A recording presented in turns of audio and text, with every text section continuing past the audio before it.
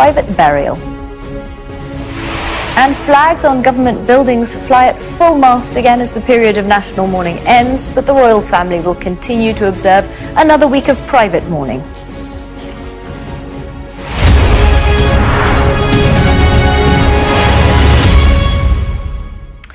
Good morning. Ukraine's President Volodymyr Zelensky says Russia is clearly in a panic over his country's counteroffensive, which has seen Ukrainian troops recapture territory in the east. Sky News has visited towns recently retaken by Ukrainian forces and has heard claims of torture from residents, not just by Russian soldiers, but by Ukrainian officials who collaborated with them. Our defense and security editor, Deborah Haynes, reports now from Volochyivka near the Ukraine-Russia border. Russia's invasion is going backwards in parts of Ukraine. A powerful tank towed off the battlefield like a plough. It's a very different route from the one used to enter, like this railway connecting Russia with Ukraine. Nothing running now, after Ukrainian troops recaptured territory right up to the border, but they've not yet secured the peace. This sign says that the border with Russia is in that direction. It's about 2.5 miles down the road.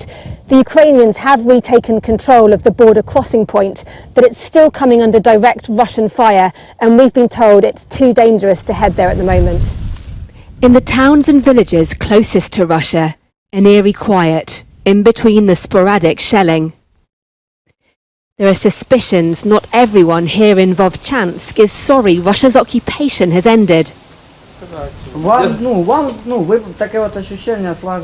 A soldier who's accompanying us is keen for the man to answer our questions.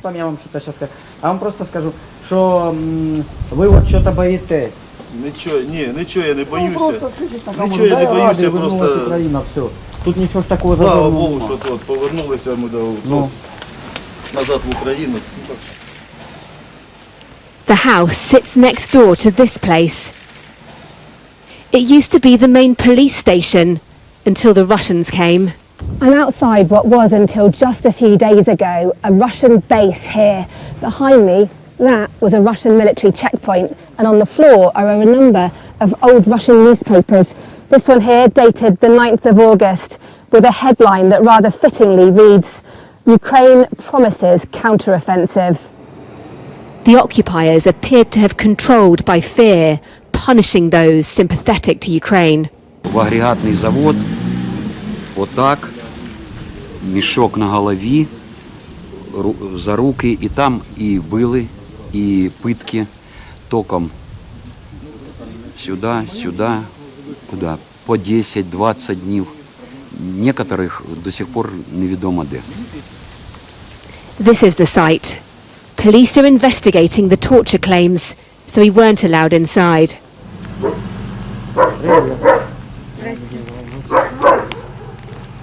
In a nearby village, the soldier introduces us to his family.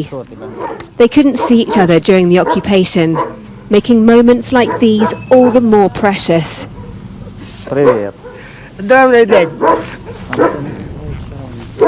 The father shows us marks from where he says he was detained and tortured with electric shocks, but not by the Russians. Instead, he says it was local policemen who chose to collaborate with the occupiers and wanted answers about a theft. І коли вони скочували мене, сказали, скочуйте йому очі плотніше, щоб вони не повипадали від току. Казали, зараз у тебе випадуть і волосся. Почали бити током. With the village back under Ukrainian control, those police officers apparently fled to Russia, but the sense of betrayal lingers. Deborah Haynes, Sky News, near the Ukraine-Russia border. Well, our correspondent Sally Lockwood has the latest now from Kiev.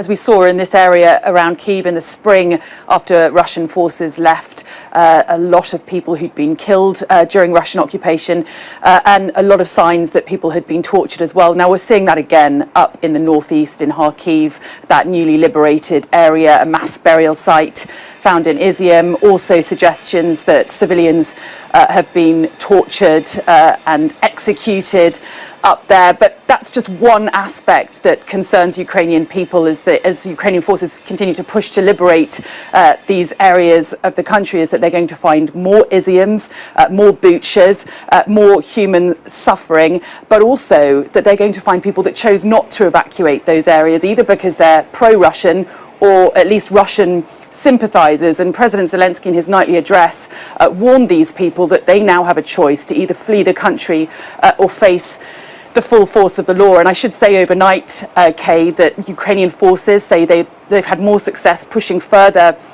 east. They've taken a town just 6 miles west of Lysychansk, which is in the Luhansk region, part of the eastern Donbass, which is under heavy Russian control. So if true, that would represent significant progress. And certainly many thought this would be a grinding war of attrition going into the winter. Ukrainian forces are proving otherwise. And as Liz Truss goes into her first international meeting on the world stage as Prime Minister, she's pledged to continue Britain's support for Ukraine with another £2.3 billion in aid next year, matching the amount given to Ukraine this year, which is second only to America. And Ukrainian forces, Ukrainian politicians are saying that this money, this military aid and weapons is what's making the difference now. Their message is, give us more, let us finish the job. In Kharkiv region, we are stabilizing the situation, holding our positions firmly, so strongly that the occupiers are palpably panicking. Well, we warned that the Russian military in Ukraine has only two options: escape from our land or captivity. The collaborators have similar options. Either they will try to escape, and it remains to be seen whether Russia will let them into its territory, even if they gave their passports, or the collaborators will be convicted according to the current legislation of Ukraine. Well, the Prime Minister, Liz Truss, has pledged that the UK will match the support it has provided to Ukraine this year in 2023. Speaking to Sky News earlier, the Culture Secretary, Michelle Donnellan, said Britain is doubling down on its support and is encouraging other countries to do the same. We're not re-evaluating our support in the Ukraine. What we're saying is we're doubling down on our support in the Ukraine. So how high do bills have to go? It doesn't matter how high they go. Well, no. So we've already allocated $2.3 billion to support Ukraine in terms of the military effort. We're the third biggest supporter in terms of humanitarian effort. What we're saying in this announcement is our support for next year. We're committing again to support the Ukraine by the same tune. And we're encouraging other countries around the globe, and that's what the Prime Minister will be doing at the UN General Assembly, to ensure that we're all working together to support the Ukraine to help bring those bills down, which are also up because of COVID as well, as you know. Now, from today, about 6 million people with disabilities will start to receive a one-off payment of £150 to help with the cost of living crisis. But campaigners and some of those receiving the money have told us it doesn't scratch the surface. Sky's Aisha Zahid reports. Katie is a full-time carer for her husband Mark. He suffers from a rare form of motor neuron disease. Most of the equipment and care he needs to stay alive runs off electricity. It means as a household their expenses are higher than ever and still rising. As a disabled family, you need more energy to keep your home warmer so that a person doesn't get chest infections, for example. Might be that you need extra fridge space to hold drugs.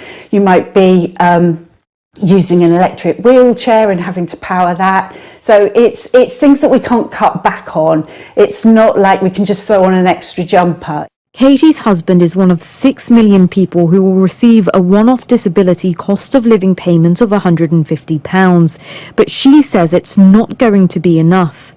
The £150 won't really scratch the surface.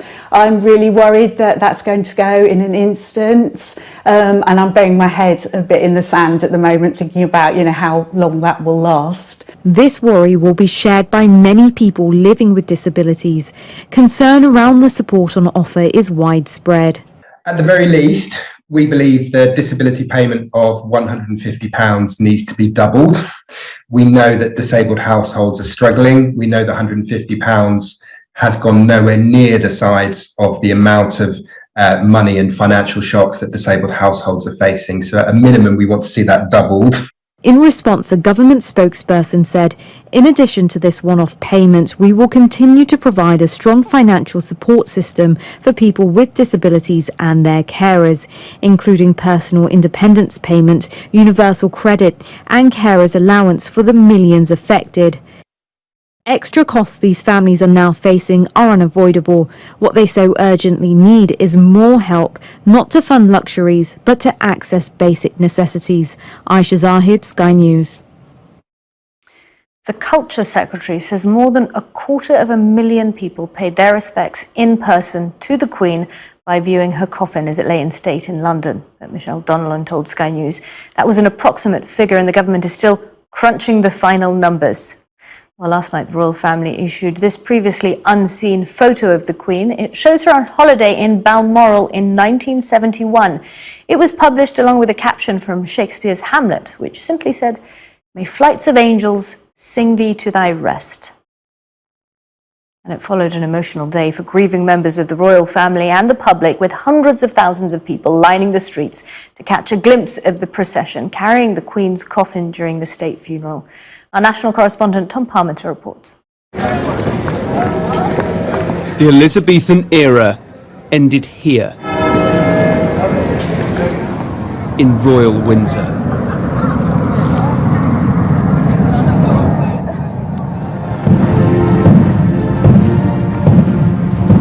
The final act of a farewell that matched the magnitude of her reign.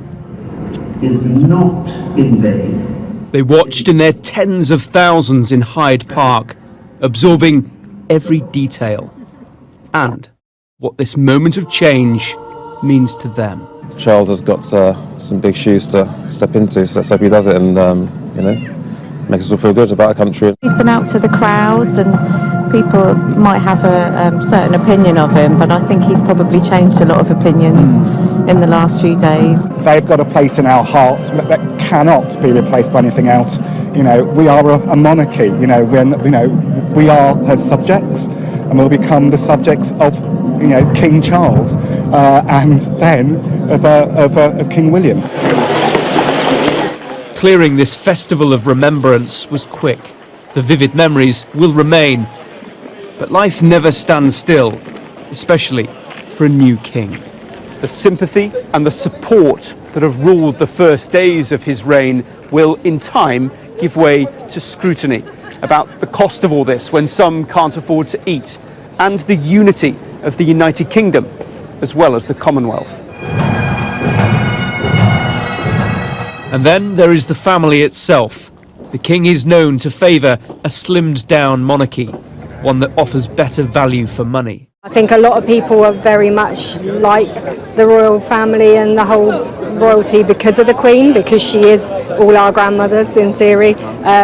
How the transition's going to go, I don't know. In many ways, he's been ahead of his time in conservation, architecture and other events. So I think he will be an extremely good king. It's such a difficult time where people are really struggling in so many different ways financially. There's so much going on in the world that they can't be completely removed from that, because I think then that people disengage with them. The crowds will be back for the coronation at some point next year. But the evolution of this most British institution is already underway. Tom Parmenter, Sky News. Well, the official mourning period following the death of the Queen came to an end this morning. Flags on non-royal public buildings have returned to full mast 12 days after she died. Our royal correspondent, Laura Bundock, has the latest from Windsor Castle. The national period of mourning has ended, but for the royal family, for the royal household, it continues at the King's wish and will do for another 7 days. This means that we won't see members of the royal family carrying out any engagements. It means the royal palaces will stay shut and flags at royal residences like here at Windsor will stay at half-mast for those full 7 days. And I think after the huge public displays we've seen over the last week, the state funeral yesterday, you can understand why the royal family, and especially the King, don't forget he's had an incredibly busy week too, will want this week, will want this time for their own private grief now. And you think about our own personal moments of grief and loss, and we'll take some time off work, won't we? But for the King, there is a continuity that he has to get on with the job. So he has been working through his grief, and it has been such a busy time, not just with all the travelling to Scotland, then to Northern Ireland, to Wales, but also all the meetings he's had to conduct as well. He's hosted huge numbers of dignitaries. But I think along the way, I've seen him in Belfast, I saw him in Cardiff as well. He's feeling very much supported by the members of the public who have come out to show that support. He said in a statement, didn't he, that he was deeply touched by the messages of condolence from all over the country and the world as well. And when it comes to those visits around the nation, we always knew he'd carry out this whistle-stop tour of the nations. He said that both him and the Queen Consort were moved beyond measure by the number of crowds who'd come out to pay their condolences to the Queen, but also to welcome him as King too. And the Royal Standard flying here at Windsor, a reminder of the continuity of the Crown. One era has ended, but another is already well underway. Now, Liz Truss is at the United Nations in New York for her first foreign trip as Prime Minister, as politics as usual resumes after that period of national mourning for the Queen. Liz Truss will meet Presidents Biden and Macron, and that latter meeting could be quite tricky given the Prime Minister's comments over whether she regards the French leader as friend or foe. Let's speak to our political correspondent, Ali Fortescue, who's in Westminster for us this morning. Morning, Ali. So, a big trip for the PM. What's she going to be doing over the next couple of days?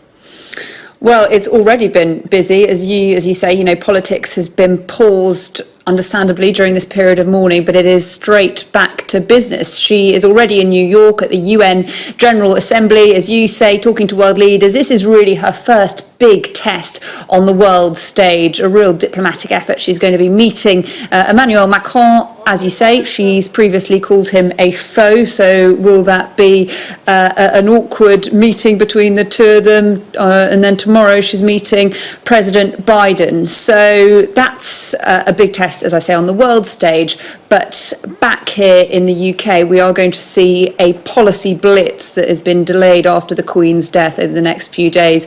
On Wednesday, we expect we're going to get more details about the support that the government are going to provide for businesses who are obviously very worried about rising energy bills and weren't taken in as part of the plan to help individual households. Then on Thursday, we expect the new Health Secretary, Therese Coffey, will make an announcement on what she's going to do to help with the NHS, particularly when it comes to backlogs. And then on Friday, this is going to be the most important day, really, because the government, the new Chancellor, Kwasi Kwarteng, is going to set out how he plans to help people with their energy bills, really setting out the sort of strategic direction and a shift, really, in how the government is going to work. It's going to be focusing, obviously, as we've talked a lot about, on tax cuts and growth. So a shift in direction, in a sense, and some big announcements that we are expecting to be made. Of course, we've talked about before the reversal of the national insurance hike, green levies, corporation taxes, all of that. But this is not a full-scale budget. The government are keen to stress this is a fiscal event, and of course, controversially won't come with a forecast from the OBR, but that is on Friday. Labour asking how the government are going to pay for the freeze to people's energy bills. They're freezing them at £2,500. That, of course, was Labour's big idea. They say part of that would have been funded through a windfall tax, which is something we know that Liz Truss doesn't want to go ahead with. So plenty of questions. And after Liz Truss's announcement on energy was cut short by this period of mourning, I think she will have plenty of questions and more clarity that people really want to see on how all of this is going to be paid for. Okay, Ali, thank you.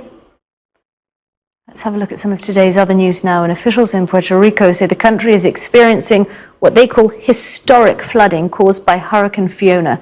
Most of the Caribbean island is without power and water, and 2 people are believed to have died. Forecasters say more than 15 inches of rain have fallen in the last 3 days, and they've warned the hurricane could hit the Dominican Republic next.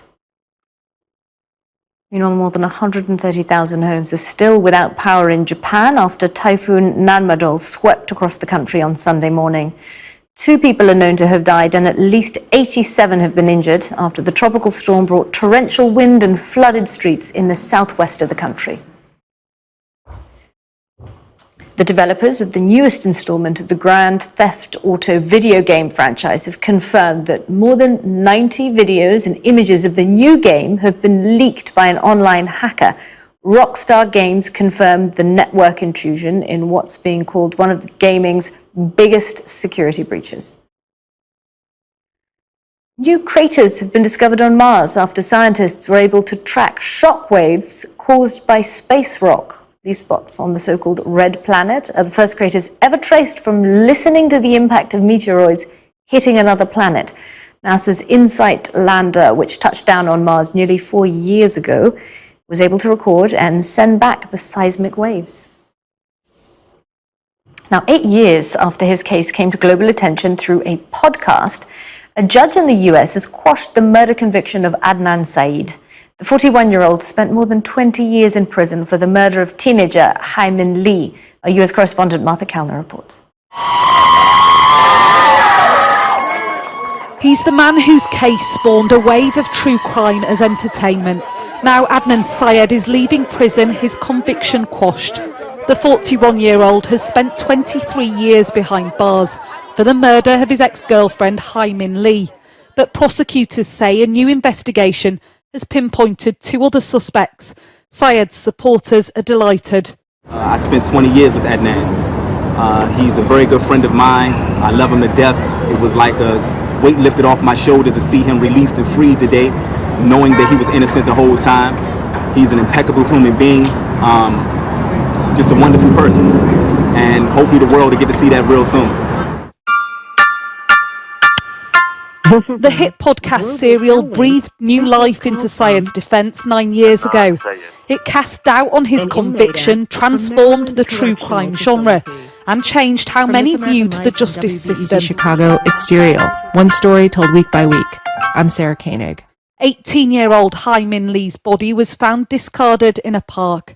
Her family say they were blindsided by the decision to quash Syed's conviction. My clients, all they wanted was information. They want the truth to come out. If the truth is that someone else killed their sister, daughter, they want to know that more than anybody. They were shut out of the legal process by the court and the state's attorney's office, and it was inexcusable. It's a violation of Maryland law, and my clients are exploring their options with regard to appeal. Fitted with a tracker on his ankle, Syed is now under house arrest. He's not yet been declared innocent. Prosecutors have 30 days to decide whether to retry him.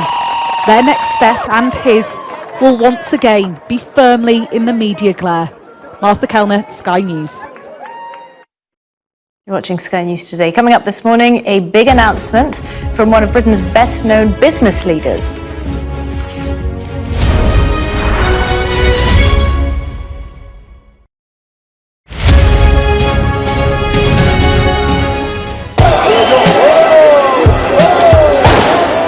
I'm Adam Parsons. I'm Sky's Europe correspondent based here in Brussels. More flares going off, a volley of rocks, cobbles have been pulled up out and are being used as missiles to hurl at these police. We take you to the heart of stories that shape our world.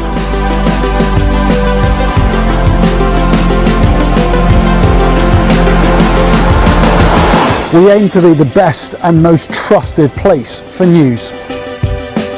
We have now left Italy and entered France. Nobody's asked to check our identity.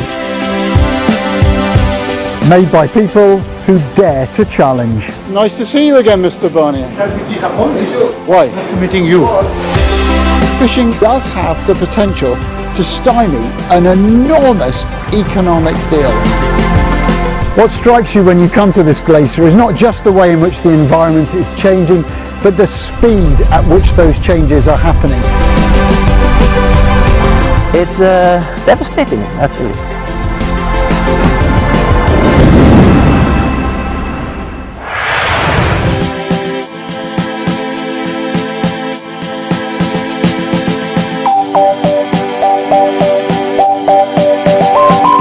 Welcome to to Gabby Dave Global. We are a UK-based online e-commerce store, the first of its kind with license to trade in African products. Some of the products are clothing brands and all beauty accessories, hair and beauty brands, natural aphrodisiacs, processed and dried unprocessed food. Our mission at Gabby Dave is to connect African and Caribbean businesses to customers globally. At Gabby Dave, we ensure our sellers get the best deal for their products. We are not just here to help you reach a wider audience. We are also a distribution center to support business growth by fulfilling orders to your customers from our warehouse, making sure customers receive their products on time. We are inviting all Black-owned businesses to trade on our platform because we strongly believe Africans have a unique brand the customer would appreciate globally. So get in touch today and let us make your product and business go far. Here are some of the benefits of using Gabby Dave Global. User-friendly platform, track your shipment, online support, transparent process, multiple SKUs, multiple products, a platform that encourages manufacturers as well as traders. Our marketing and PR interventions amplifies yours. Organized products and categories for easy access and navigation. Access to global community, especially within UK and Europe.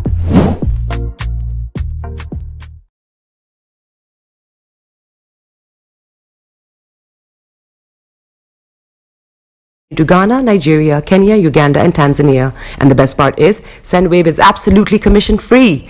Our exchange rates are excellent. You can see for yourself by checking them out on our website. So how do you use SendWave? SendWave is an app that you can download onto your phone from the App Store or Google Play Store. The app is free to download.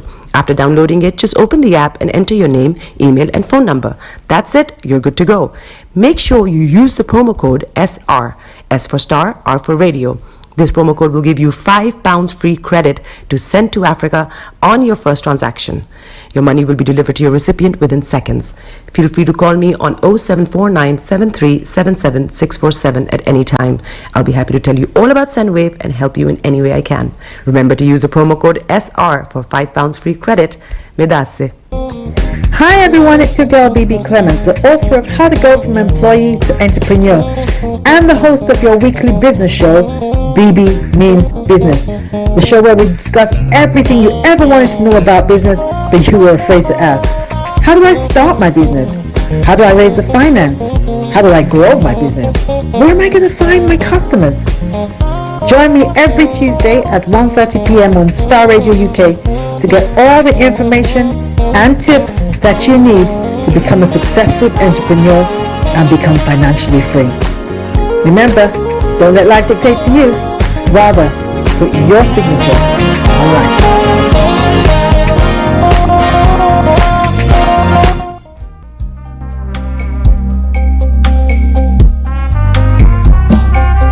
Are you looking for the fastest, reliable, and trustworthy door-to-door shipment company? Well, look no further. When was the last time your family received a shipment back in Ghana on time and in time? You are not sure? Well, Lamb Shippers, we pride ourselves with being the fastest, reliable, and trustworthy shippers you can use. You are assured of a prompt pickup anywhere in the UK by our personnel. They also make sure your items are well packaged to get to its destination in time. When it comes to door-to-door shipment, look no further. Well, Lamb Shippers, contact us on 07939009321 or 07498911820, or you can visit our website www.welllamb.co.uk.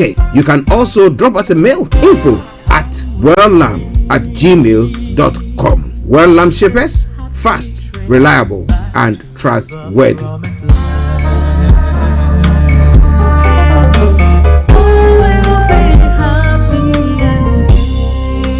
Hi there. Are you dreaming of owning your own house in Ghana? Then you will need a well-documented piece of land that is free from troubles. I highly recommend My Africa Property for any size of land that you will need. With My Africa Property, lands are available in Pram, Sopoli, Tohenia, Ogome, Dodova, Winneba, and many other locations at affordable prices. These locations are about an hour away from the airport, only 35 minutes from the motorway, 10 minutes drive from Central University College, 10 minutes drive to the beach, and close to Prum Prum Senior High School and Ghana Men's Soccer Center of Excellence. For more details, visit our website www.myafricaproperty.com or call our UK office on 0208 123 2523. For our US and Canada offices, call us on +1 585 184 994145. You can also email us at ghana@myafricaproperty.com. Tune in to On Point here on Starr Radio UK with Empress Regina every Monday at 5 p.m. GMT. Looking forward to your company. Check me out. He tells me my energy is making him tired. Yes! How do you get the energy to do that? I've been told that I have a lot of energy, but my goodness, I think today I have met my match, people. I have met my match, Miss Suzanne. Wow, amazing. One of the things that's the start of the darkness. The whole of darkness. So what did that? Myself and the world in a just. And 2019. Forget the proverbial boardroom. Join me, Simone Frazier, on The CEO, the program that gives you the driving seat over your life. Every Tuesday, 8 p.m. only on Starr Radio. Getting onto the property ladder has never been easy until now. Join us this and every Thursday from 7 p.m. to 8:30 p.m. live on the Property Hour Show on Starr Radio UK, where we talk to mortgage brokers, property developers, estate agents, landlord, tenant, property consultants on how to invest or get into the property business and make money. You can't afford to miss this. The Property Hour Show is your best source into the property industry. Hi guys, this is your friend Uruj from SendWave. SendWave is a money transfer app that is used by people all over the world to send money to their loved ones in Africa. With SendWave, you can send money to Ghana, Nigeria, Kenya, Uganda, and Tanzania. And the best part is, SendWave is absolutely commission free. Our exchange rates are excellent. You can see for yourself by checking them out on our website. So how do you use SendWave? SendWave is an app that you can download onto your phone from the App Store or Google Play Store. The app is free to download. After downloading it, just open the app and enter your name, email, and phone number. That's it. You're good to go. Make sure you use the promo code SR, S for Star, R for Radio. This promo code will give you £5 free credit to send to Africa on your first transaction. Your money will be delivered to your recipient within seconds. Feel free to call me on 0749 7377 647 at any time. I'll be happy to tell you all about SendWave and help you in any way I can. Remember to use the promo code SR for £5 free credit. Medasse.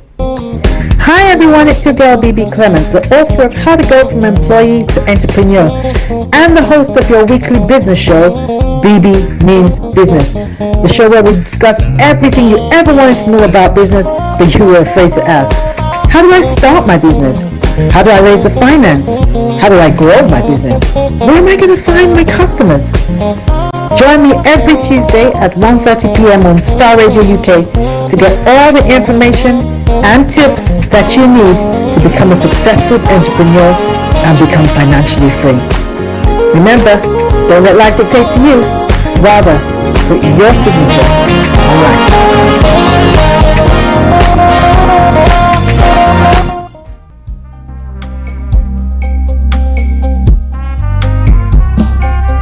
Are you looking for the fastest, reliable, and trustworthy door-to-door shipment company? Well, look no further. When was the last time your family received a shipment back in Ghana on time and in time? You are not sure? Well, Lamb Shippers, we pride ourselves with being the fastest, reliable, and trustworthy shippers you can use. You are assured of a prompt pickup anywhere in the UK by our personnel. They also make sure your items are well packaged to get to its destination in time. When it comes to door-to-door shipment, look no further. Well, Lamb Shippers, contact us on 07939009321 or 07498911820. Or you can visit our website www.welllamp.co.uk. You can also drop us a mail, info@welllamp@gmail.com. Well Lamp Shippers, fast, reliable, and trustworthy.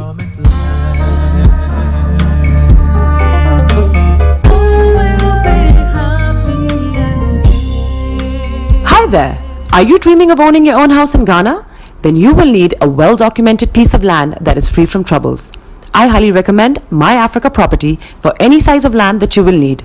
With My Africa Property, lands are available in Pram, Sopoli, Tohenia, Ogome, Dodova, Winneba, and many other locations at affordable prices.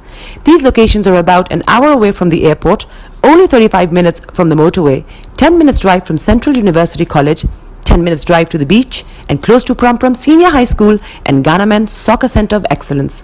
For more details, visit our website www.myafricaproperty.com or call our UK office on 0208 123 2523. For our US and Canada offices, call us on +1 585 184 994145. You can also email us at ghana@myafricaproperty.com. Tune in to On Point here on Starr Radio UK with Empress Regina every Monday at 5 p.m. GMT. Looking forward to your company. Check me out. He tells me my energy is making him tired. Yes! How do you get the energy to do I've been told that I have a lot of energy, but my goodness, I think today I have met my match, people. I have met my match, Miss Suzanne. Wow, amazing. One of the things that's the start of the darkness. Of darkness. So what did that Myself and the world in a just. And 2019. Forget the proverbial boardroom. Join me, Simone Frazier, on the CEO, the program that gives you the driving seat over your life. Every Tuesday, 8 p.m. only on Starr Radio. Getting onto the property ladder has never been easy until now. Join us this and every Thursday from 7 p.m. to 8:30 p.m. live on the Property Hour show on Starr Radio UK, where we talk to mortgage brokers, property developers, estate agents, landlord, tenant, property consultants on how to invest or get into the property business and make money. You can't afford to miss this. The Property Hour show is your best source into the property industry. Broadcasting worldwide, online 24/7.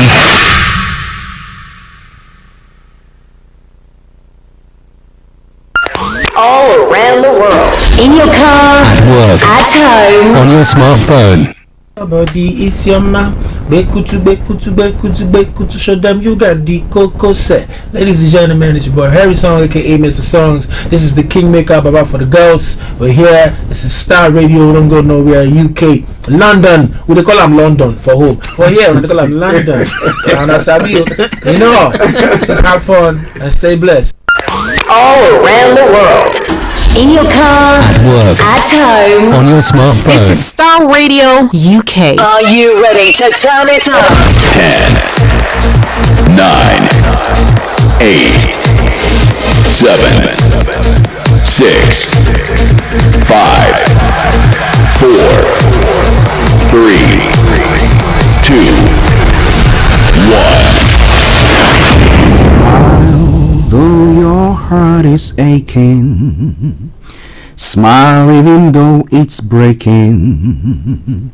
When there are clouds in the sky, you get by. If you smile through your fear and sorrow, smile and maybe tomorrow you find that life is still worthwhile if you just smile. Hey, this is Archie and you are listening to Starr Radio UK and The Morning Show.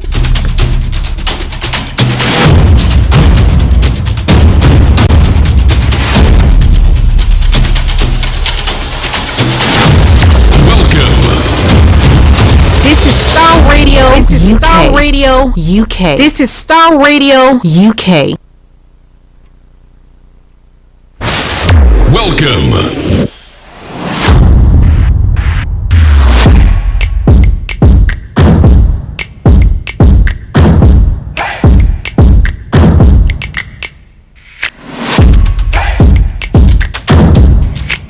Broadcasting worldwide, online 24/7.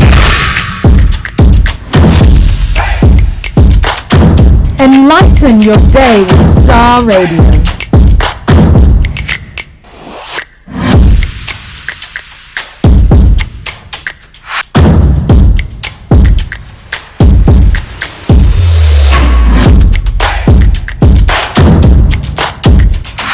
Starr Radio.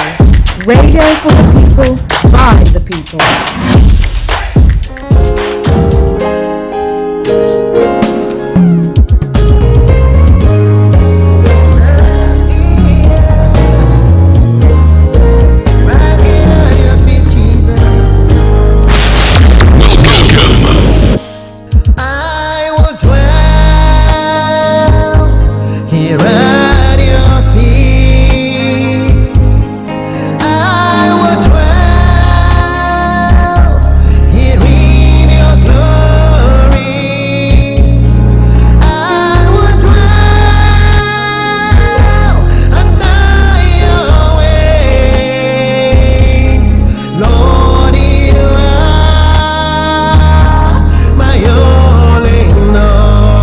Okay, I will dwell and listen to Starr Radio UK each day. And wherever you are, let me say a massive good morning, good afternoon, good evening, good dawn to you, wherever you might be on planet Earth. Those of you on other planets as well, we salute each and every one of you. We want to welcome you back to Earth, and back to London, and back to Starr Radio UK, where we all are.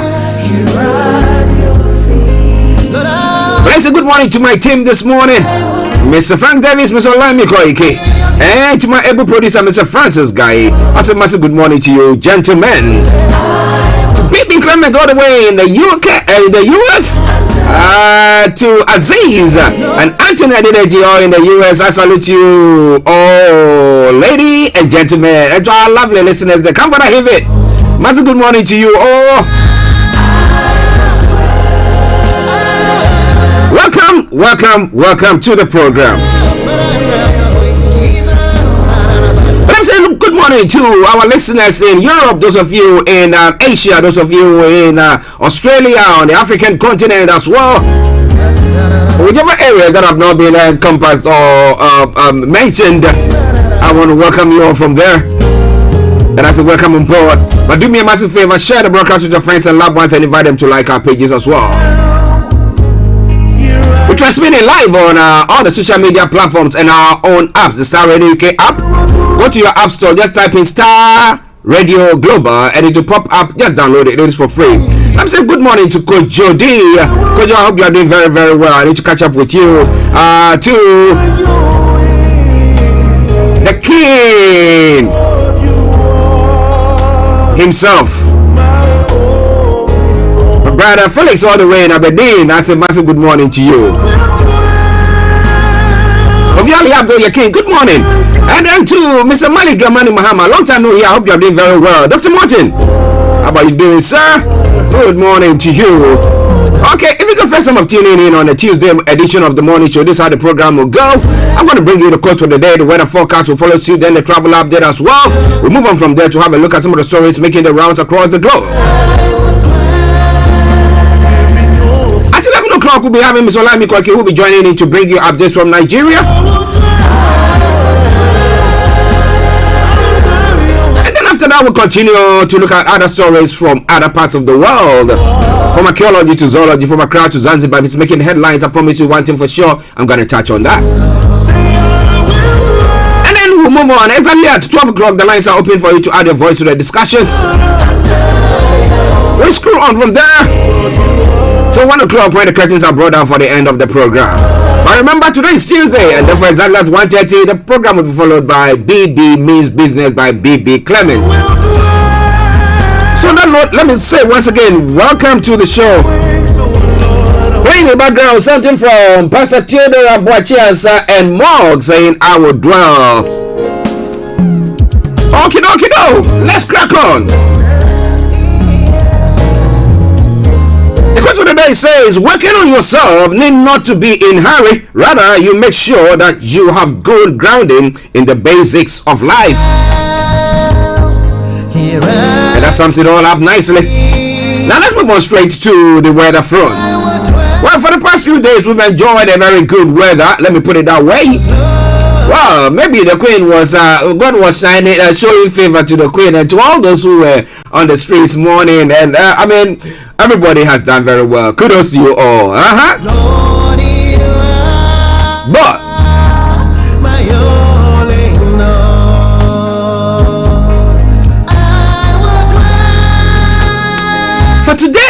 in London and the southeast of England, this is how the weather is going to be for you. Now, this afternoon will be dry with a mix of sunny spells and a variable cloud, although longer sunny spells will develop towards the evening. And tonight will be dry with clear spells developing, although some patches of mist or fog will form in places during the early hours. Winds will be gentle. Total temperature 19 degrees, the lowest 10 degrees. UV level is going to be low and pollution is going to be low as well. Sunset 19:04 and sunrise for tomorrow morning 06 for the 3 hours. And that brings us to the end of the weather forecast. It is all coming your way from Starr Radio UK, your favorite African and Caribbean radio station in London.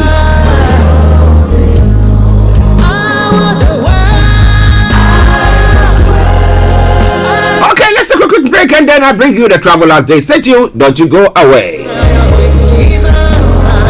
Don't you worry, I'll bring you the rest of the song uninterrupted in the next few moments, so stay tuned.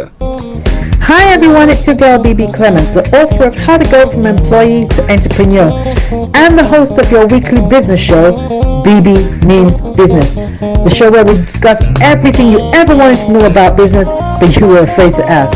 How do I start my business? How do I raise the finance?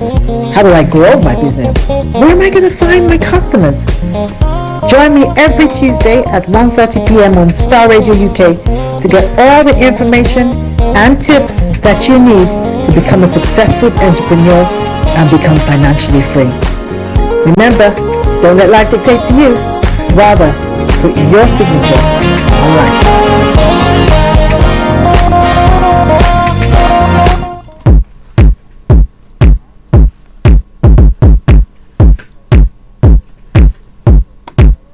This is Starr Radio UK. Well, 10:48 the time. The travel updates on Starr Radio UK. Alright then, so let's now move on straight to what is happening on the travels. Wherever you are listening to us from, maybe you want to share with us what is happening there, feel free to do so as well. But this morning, those of you who are traveling on the underground, these are the situation there. Now, severe delays on the Elizabeth line between Paddington and Reading Heathrow Airport due to an earlier fault with the overhead power lines at Hayes and Hellington. London Underground is accepting tickets via reasonable routes. Good service on the rest of the line, though.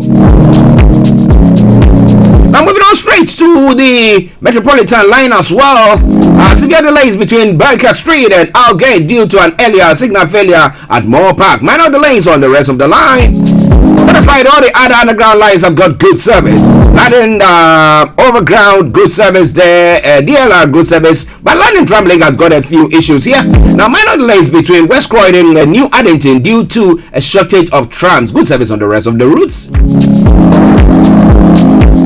I'm moving on straight to the major roads in London. Now, after the Queen's funeral, I think most of the roads have been opened. Yesterday, the roads seemed to be virtually quiet. But okay, now A4 has got closures. Central London Red Routes closures. South Circular A205 closures there as well. And A23 has got serious delays. If you can avoid it, do your best to avoid that. Keep your eyes on the roads. Keep your eyes on the roads. Also keep you navigated, and I promise our board. I'm moving on to the river bars this morning. On the river bars, the Woolwich area has got special service. The other side, all the others have got good service. Now, London Cable Car, good service there as well. I'm moving on to the final segment of the travel updates. That is the National Rail. On the National Rail this morning, Avanti West Coast has got reduced timetable, and then we have cross country that's got minor delays there as well. And then we move on to the Great Northern Rail that's got minor delays. Great Western Railway, major delays on some routes as well. Great Anglia, minor delays. Heathrow Express, major delays on some routes due to that overhead cable issue. London Western Railway has also got minor delays, and then we have Southwestern Railway that's also got minor delays on some routes as well. Southern has also got minor delays on some routes. Now Thames Link, minor delays. First Transparent Express, amended timetable and service disruption there as well. Transport for Wales has also got minor delays. That aside, all the others have got good service. On that note, once again, let me say good morning, good afternoon, good evening, good dawn to you wherever you might be on planet Earth. Enjoy your commute for today, but you know what? Continue to keep those eyes on the roads.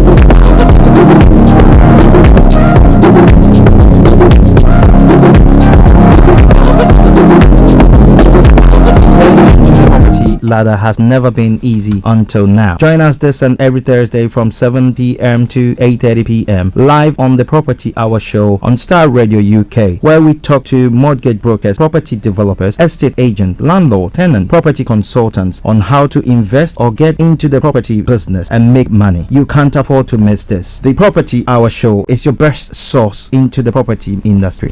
Welcome back to the program. It is Star Radio UK, your favorite African and Caribbean radio station in London. 10:51 the time, and it's now time for Global Trotting. So now let's go across the globe. What is happening? But do me a massive favor, share the broadcast with your friends and loved ones, and invite them to like our pages as well. Okay, so moving on straight to some of the stories making the rounds this morning, especially those of you watching us live from Niger, and those of you in the diaspora as well. Just stay there whilst I want to bring you all the stories that's making the rounds, but we'll bring you details of them in a moment. Wherever you are, stay tuned. Stay tuned. Well, when it comes to Nigeria, big setback as court slams ex-governor who is Atiku's trusted ally. Yes, we'll be bringing you more on that front. And just like Tambuwai, another wiki ally moves to Atiku's camp. And then Nigeria reacts to Vice President Yemi Osinbajo's presence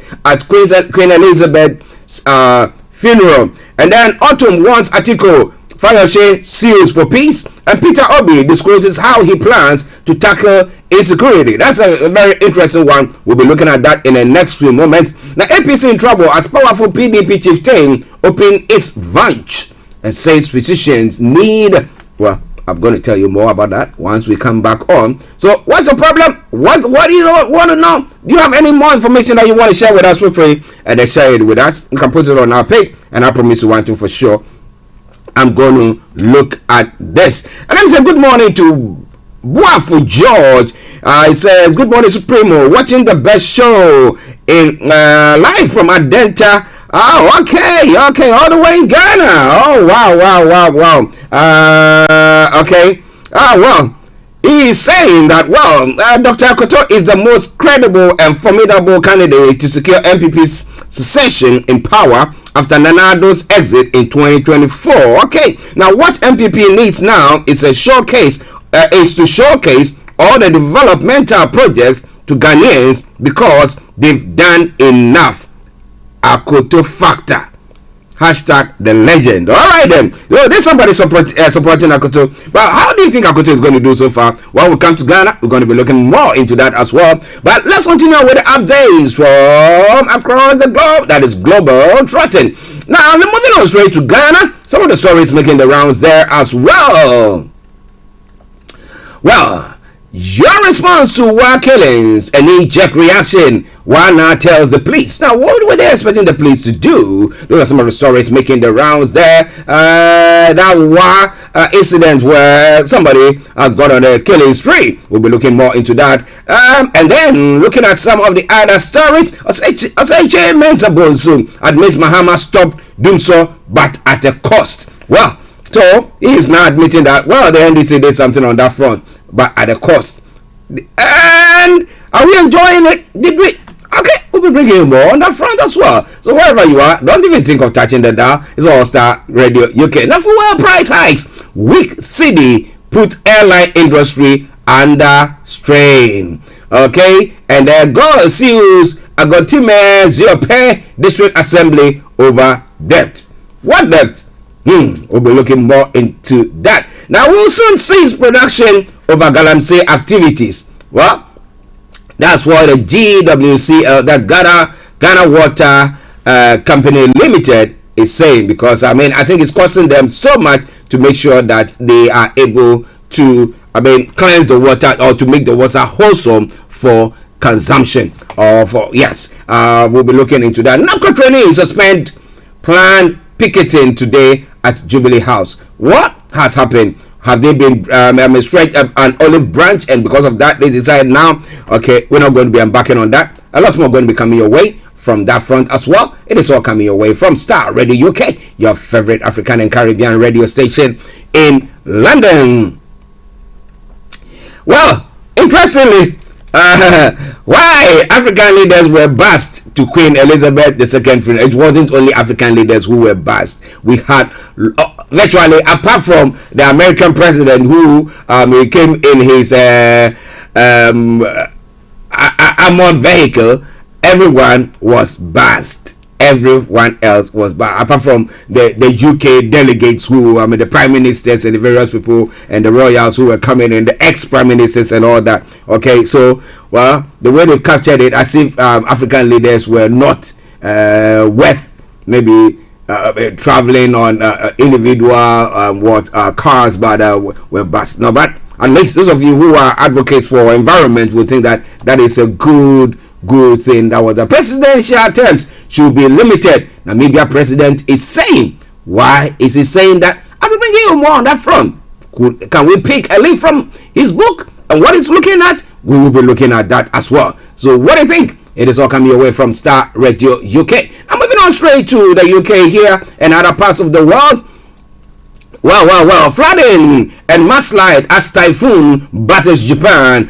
Super typhoon Nanmado has killed at least 2 people and injured 90 others since Sunday, and it's still ongoing. And then Trudeau's team defends pre-funeral Bohemian Rhapsody, and then Sri Lanka's freed from Russia brutality in Ukraine. 7 Sri Lankans say Russia soldiers in Ukraine subjected them to beating and other abuses. Now, when will all this end? The Ukrainians are saying they are making inroads to the Russia-occupied areas, and then the Russians are also saying we are beating them back. Whose message or whose story do we have to pick now? But well. Some interesting story coming from environmentalists. Now, climate change threatens survival of urban forests. Oaks, maples, and chestnut found in cities are among over 1,000 tree species that are flagged at risk. So if you have any one of them in front of your house, know that you cannot touch it. I bet they're going to come out with some laws now. All right then, just moving on. In the UK, yes, a day after the burial of the laying to rest of Queen Elizabeth II, for one day the nation stood still and said goodbye. I tell you, I went outside, I watched everything that was going on. Everything was like, it was like Christmas, or those of us who were working during the COVID, the lockdowns. I mean, that's how it was. Everything was quiet. All right. So what do you think? Do you think the monarchy is going to last? Do you think the Elizabethan age passed with Queen Elizabeth laying to rest yesterday?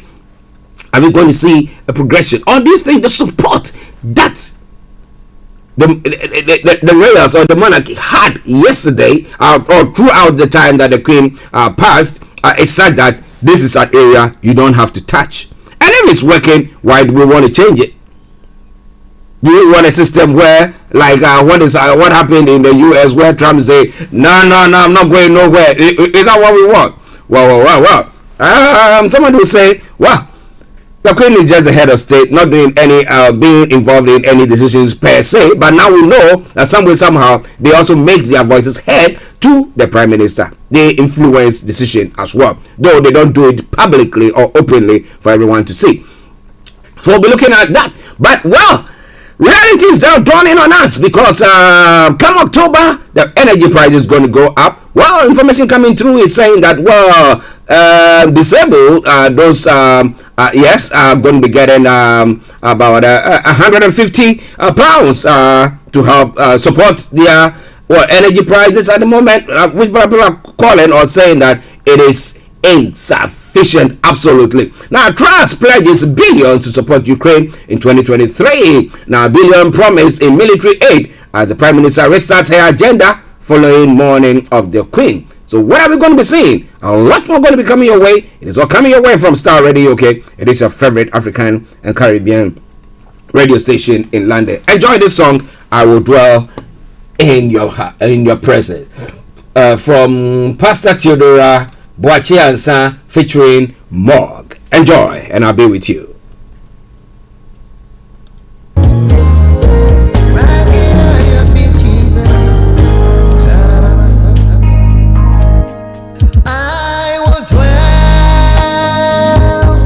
Here at your feet,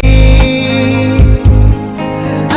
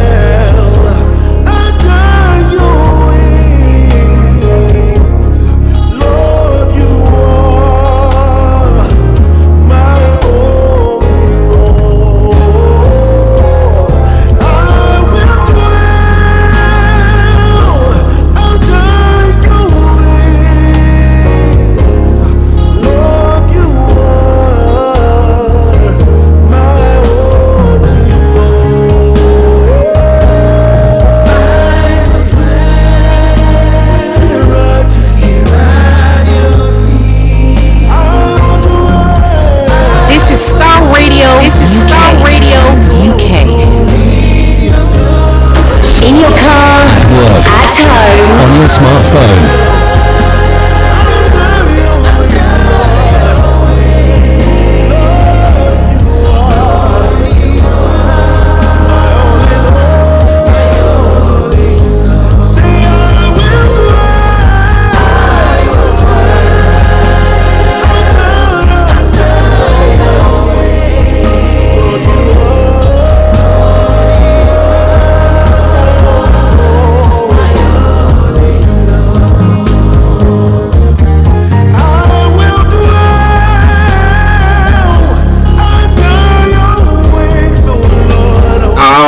Wonderful tune there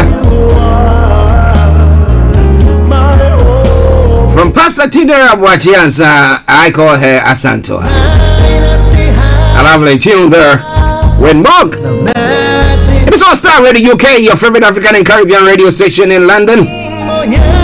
Tuesday, the 20th day of September, the year 2022. What time now? 5 minutes past the top of the hour.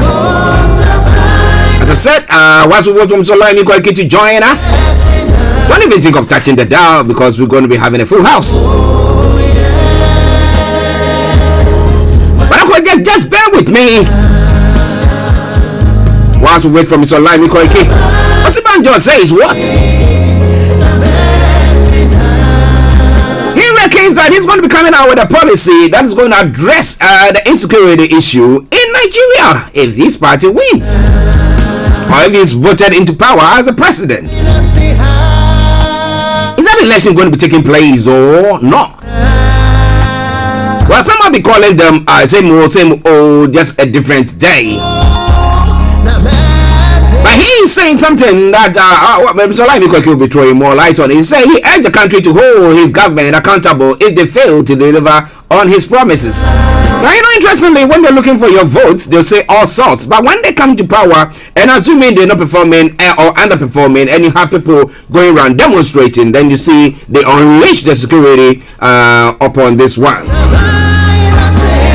So do we trust him? Do we give him a go and see what is going to happen next? You want to know more? Just continue to stay tuned. But I'm saying good morning to Suleiman Yusuf. Good morning to you too. I hope you are doing very, very well.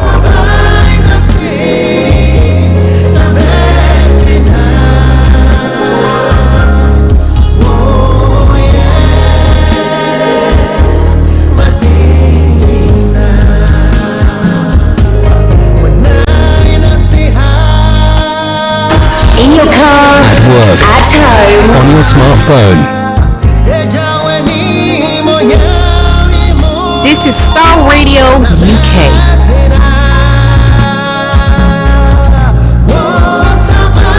Are you ready to turn it up?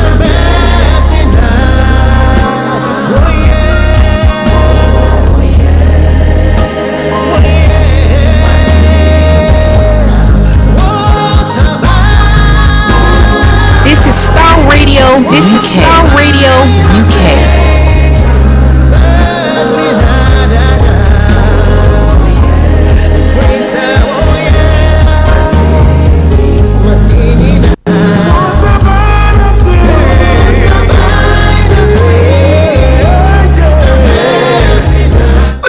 Once again for tuning in to join us on the Starr Radio UK morning show, the Tuesday edition.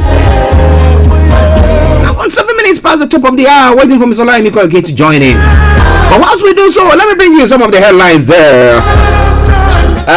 Interestingly, Nigerians were reacting to Osibanjo's participation in the Queen Elizabeth II's funeral. What was the reaction there?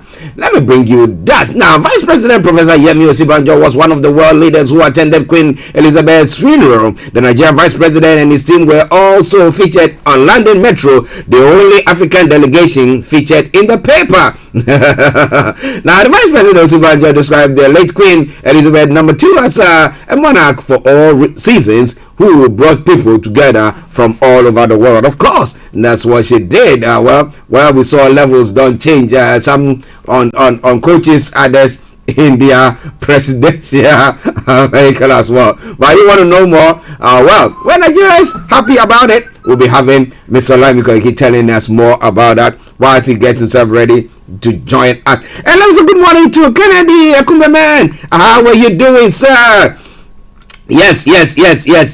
I'm doing very, very well. And Mr. Yomi is also doing very, very well as well. And it's All Star Radio UK, your favorite African and Caribbean radio station in London. Okay, so all right then. Yes, we got Mr. Olayomi Koiki, the White Lion, after a long weekend, who has also joining. We have Frank, but he is busy. He'll be joining us during later part of the program. But let's move on straight to Yomi. Yomi, good morning.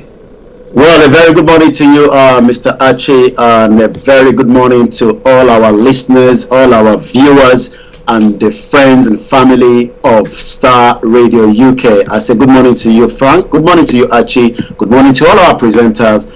And like you say, it's been a long weekend, but we are back here doing what we love to do and giving the news from all over the world. But if you're joining us right now, we will be going everywhere around Nigeria. But for now, I'll come back again to you in the studio.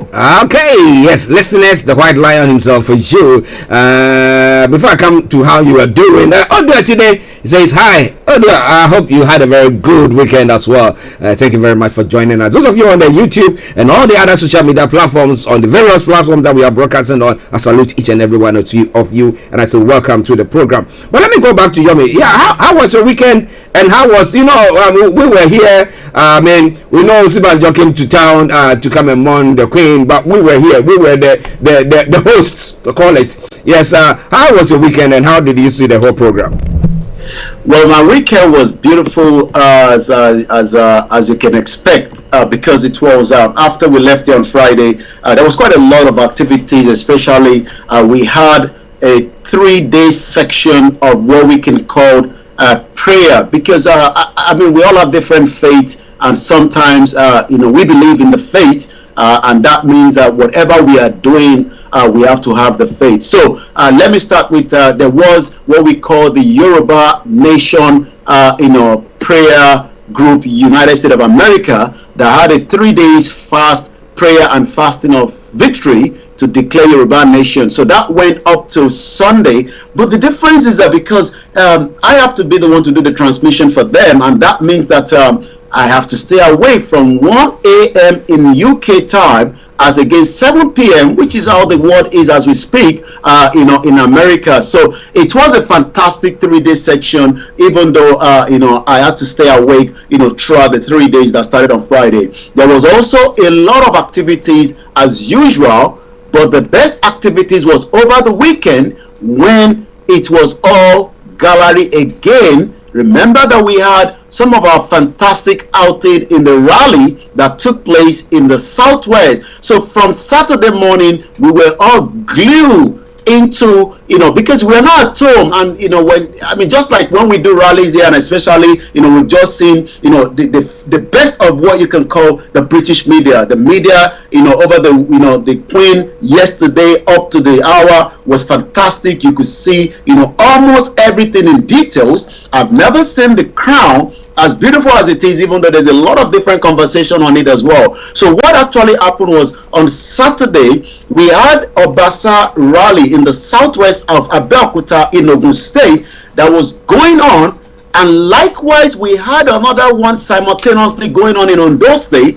and it wasn't ending there. Badagry, if you remember Badagry, Badagry has a lot of history when we talk about the slave trade in Nigeria, because point of no return was where almost the majority of the Yorubas and some other Igbo were moved out of what we can call the Yoruba kingdom, because there was nothing called Nigeria as at the time of the slavery. So there was also a fantastic event that took place there with people turning out for, again, similar situation, the mega rally. But also there was a lot of other activities. As you can tell, it's an election time in Nigeria. The Peter Obi continue to push, to say that we are not just the social media, we are on the ground to tell Nigerians that Peter Obi can do it. And I've actually heard a bit of what you said in terms of what we're going to be discussing, because Peter Obi is saying that Nigeria is a bad news under Buhari. Buhari is on his way to the New York, where he will be meeting with the Biafra and the Yoruba that are waiting for him at the doorstep to shout that Yoruba nation, Biafra nation is all we want. So it was a fantastic weekend. And yesterday, just as you were monitoring what was happening, I wanted to make my way out to see what was going on, in central London. But I thought it would be best to watch it from home. And what we were discussing was, what next after the death of Queen Elizabeth II with the Commonwealth? Well, those are the questions that people are asking. But let me say good morning to Amaya Jegene. Hey, how are you doing? And then to Prince Adeola Olamelekan. I says good morning, Prince. He says he says you are everywhere. Okay. And Adeola Adeshola says good morning, Mr. Koiki, Mr. Archie. God bless you, sir. God bless you too. Oduatide says Prince Adeola Olamelekan. That's MTN. Abi. Well, so make sure that you do the MTN. Make money go for him everywhere he be. All right then. It is Starr Radio UK. Now let's come to the vice president's participation in the Queen Elizabeth's funeral. Now, how did Nigerians take it? Because they were looking at, well, if the vice president was in Nigeria and he was traveling, the convoy, then the number of cars, the motorcade, I mean, just name it. Okay, how many of them? But they just bussed them all, put them all. Well, even Macron was on the bus, so or the coach. Let me put it that way. So, how did Nigerians look at the whole thing, and how are they now looking at the leadership of the country as well? Well, when we look at the vice president making his way to London, for the burial ceremony of Queen Elizabeth II, that passed away last week and was buried. The vice president represented Nigeria, just as so many other African countries were also representing different part of their own country as well. But what we can say is looking at the arrival of the vice president in London, some few days before that, the vice president, arrived in London, for the state funeral of the late Queen Elizabeth II. We saw him, dressed in his, African attire in black, just as the Europeans were putting on their beautiful, coat and whatever outfit everybody was putting on. He departed Nigeria on Saturday, representing Nigeria at this very beautiful event that happened yesterday. But upon his arrival on Sunday, according to his media aide Laolu Akonde, the vice president paid respect at the Queen's Lane in state at the Westminster. He also signed the condolence register saying Nigeria joins government, people of United Kingdom, the Commonwealth, and the rest of the world in expressing our sincere condolence to the royal family on the passing of the monarch for all seasons. May the Lord bless her memory. Thereafter, Akonde, in a tweet, said Professor Sibajo was received by the UK Secretary of State and Foreign, Commonwealth and Development Affairs, James Clavell. At the meeting, Clavell expressed gratitude for Nigerian solidarity with the UK at his time of grief. Both men discussed the interest of the British Prime Minister Liz Truss in deepening a relationship with Nigeria. A lot of Yoruba and Biafra will say, we don't want this deepened relationship anymore. It has created more problem for us. And now that the Queen is gone, the King Charles III must also now look into a breakup of Nigeria. What is going to happen on that front? Listeners, it is all Starr Radio UK, your favorite African and Caribbean radio station in London. Now, we know that the president is on his way to the UN, where you were saying that, well, it's going to be definitely faced by protesters from Yoruba and the Igbo group who want cessation. Okay, but the issue is, what is going to be the reaction of the president? Previous ones, how had their reaction been, and will they allow them closer to where the president is going to be at all? Will they even have the privilege of seeing him? Well, we've got to understand that when it comes to the security of all the presidents across the world, that is something that the United States government will not joke around with. So that means every president from around the world that will be attending the 77th UN General Assembly will do everything, within the, best to make sure that, security around the president and the, his entourage will not be something that will, stop him or her, especially the Nigerian president, from performing, their responsibility. We're expecting President Muhammadu Buhari to speak on Wednesday. I'm not too sure what time exactly, but what we can say is, President will take his turn to deliver national statement on the second day of the General Assembly, which is tomorrow, Wednesday, September 24th. According to what we know, President will also participate in what we can call high-level meetings and side events, including Nigeria International Economic Partnership Forum, convened by Nigerian partnership with the Business Council for International Understanding, strengthening coordination through national humanitarian development peace framework, a practical approach to sustainable, durable solution to ensure no one is left behind. I'm sure a lot of people have been left behind, and that means social development and so on. The president will also host strategic bilateral meetings with world leaders, renowned investors, and heads of multinational organizations while he's going to be in New York. We're also expecting that according to what we have on the entourage, will be the president, the first lady Aisha Buhari, some governors, ministers, and top government officials. The president is expected back in the country next week, Monday. So that means he will be in New York for an ample of time. And like I said, while he's going there, remember that there's a lot of activities that's also been happening around the United Nations. More Yoruba people will be coming out just as the Biafra. And one thing is, they are asking the international community to look into reclaiming back their sovereignty that was taken away during the colonization by the British Empire. And right now, everybody wants to have their own identity. I had a short clip about Bill Clinton, the former United States of America, did on the CNN. And if we have time later on during the conversation, I will play that, because he did talk about everybody wants to have their own kind of sovereignty. And he also talked about the 3 million people that died during the Biafra War, which was a genocide.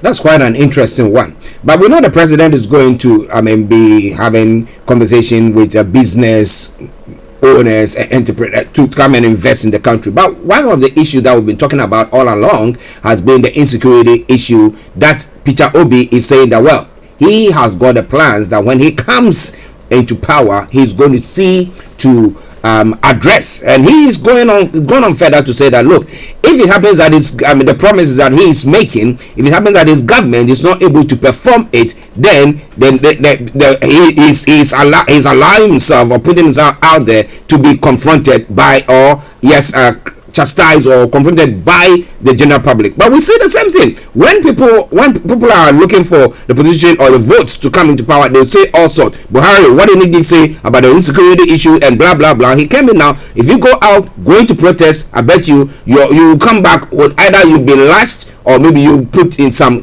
corner. So what is going to happen there with what Peter Obi is saying and the investment that the president is trying to bring into the country? Do you think investors are going to come to the country at all? Well, I'm sure the investors are following, the situation in Nigeria. Just as yesterday there was, a bomb blast in Jalingo, as we know, yesterday Sunday. Even though this will be like almost the fourth time that bomb blast is happening in Taraba, where this happened. But the anti-bomb squad for the Nigerian police have cordoned off the site of the bomb explosion that rocked the axis of Jalingo, Taraba State, the capital, yesterday. Yes, you talked about, when we look at the Nigerian debt is now raising to almost 42 trillion as Buhari regime promised better days ahead. I'm not sure what better days he can do with the remaining timeline that we give as usual here on Star Radio UK in terms of, how many, effort the government can put in to make, the economy to go back to what it is to be, or at least reduce the pressure, just as the PDP is making its own lament of what this government hasn't done, because I was actually monitoring what has been said so far. What Buhari said during the APC and during the PDP, he lambasted them that you should do everything to make sure that ASU strike, does not happen. But under the nose of this government, a failed government that have literally not put effort, to allow students to go back to the university students, not a lot of them, but we saw that they blocked Lagos State, Muritala Mohammed Airport. I'm not sure why they're not blocking, the Abuja Airport, because you will expect that the situation that is happening in Lagos should be affecting those in Abuja and other states as well. But probably maybe Lagos is something that they believe will have a big impact. A lot of passengers that were traveling back yesterday would have had a lot of delay or probably missed their flight. But when we look at this government, they came in with a change mantra. We will change the situation of the PDP of 16 years, and then they came back again, after the first 4 years, and then they went back to the next level. We're actually at the next level because as of yesterday or day before yesterday, almost 42 innocent Nigerians have been kidnapped again, and nobody knows what the current situation is with them. Wow. Listeners, it is Starr Radio UK. It is your favorite African and Caribbean radio station in London. Bringing the time now to 11:34. And let me say good morning to Yoruba Ogo Adulawo TV. Say good morning, Mr. Koike and Starr Radio UK. Moyiwa, students at home due to ASU strike and their parents are campaigning for politicians. They don't need no be juju be that. I mean, if you well, your children are out of school and you're campaigning for them. So they don't need DNA tests to know that their parents are not their parents. Now Agbola Tunde says Nigeria is a destiny killer. Bring it up. All right then. So a lot more going to be coming your way, but let's go back to Yomi for some of the other stories making the rounds. Over to you, Yomi. Well, 24 minutes past, it is the finest African and Caribbean radio station in London. Remember to subscribe on our Twitter handle. Remember to follow us on our social media handle on Starr Radio UK, so that you can get the capture of all the latest news around the globe. As a lot of headlines, let's look at the headline from the some of the media. World leaders, 4 billion audience beat Queen Elizabeth IV is coming from the headline in Nigeria today. PDP autumn wants Atiku and Fayose and sues for peace. Still a lot of issues when it comes to the current crisis in the midst of the PDP. Corruption ruined Nigeria. Fuel subsidy, organized crime.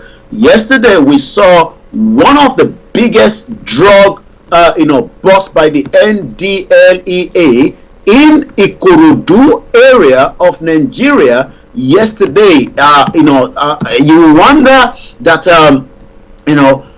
the drug, how did it get there? And but again, very kudos to the intelligence that probably picked up that information in a suburb area of Ikorodu State. Nigeria record 1.8 tons of cocaine that was seized in a drug bust. According to the Nigerian National Drug Law Enforcement Agency, has recovered a cocaine with an estimated street value of $278 million in what it called its record seizure. Authority in Nigeria that have seized a record 1.8 tons of cocaine, in a value of 277 million pounds. The drugs were recovered from a residential estate warehouse in the city of Lagos, according to the spokesman for the country's National Drug Law Enforcement Agency yesterday. The agency added that the cocaine was destined for nowhere more than Europe and Asia. The drug raid came after a year of investigative work, and at least 4 people were arrested in a connection with the seizure. They are believed to be members of international drug syndicate that was being traced by the Nigerian agency from 2018 in coordination with the U.S. Drug Enforcement Administration. So what a very good work from the intelligence gathering yesterday, and the news has actually filtered through all over the globe this morning. Now let's come back again to some of the other news as we have it as well. More criminality, more Fulani attack. One of our comrades yesterday, today sent a message, but yesterday on his way home in somewhere in Ogun State, he was actually attacked by 4 Fulani terrorists, and eventually he was able to escape, but his motorcycle was taken away from him.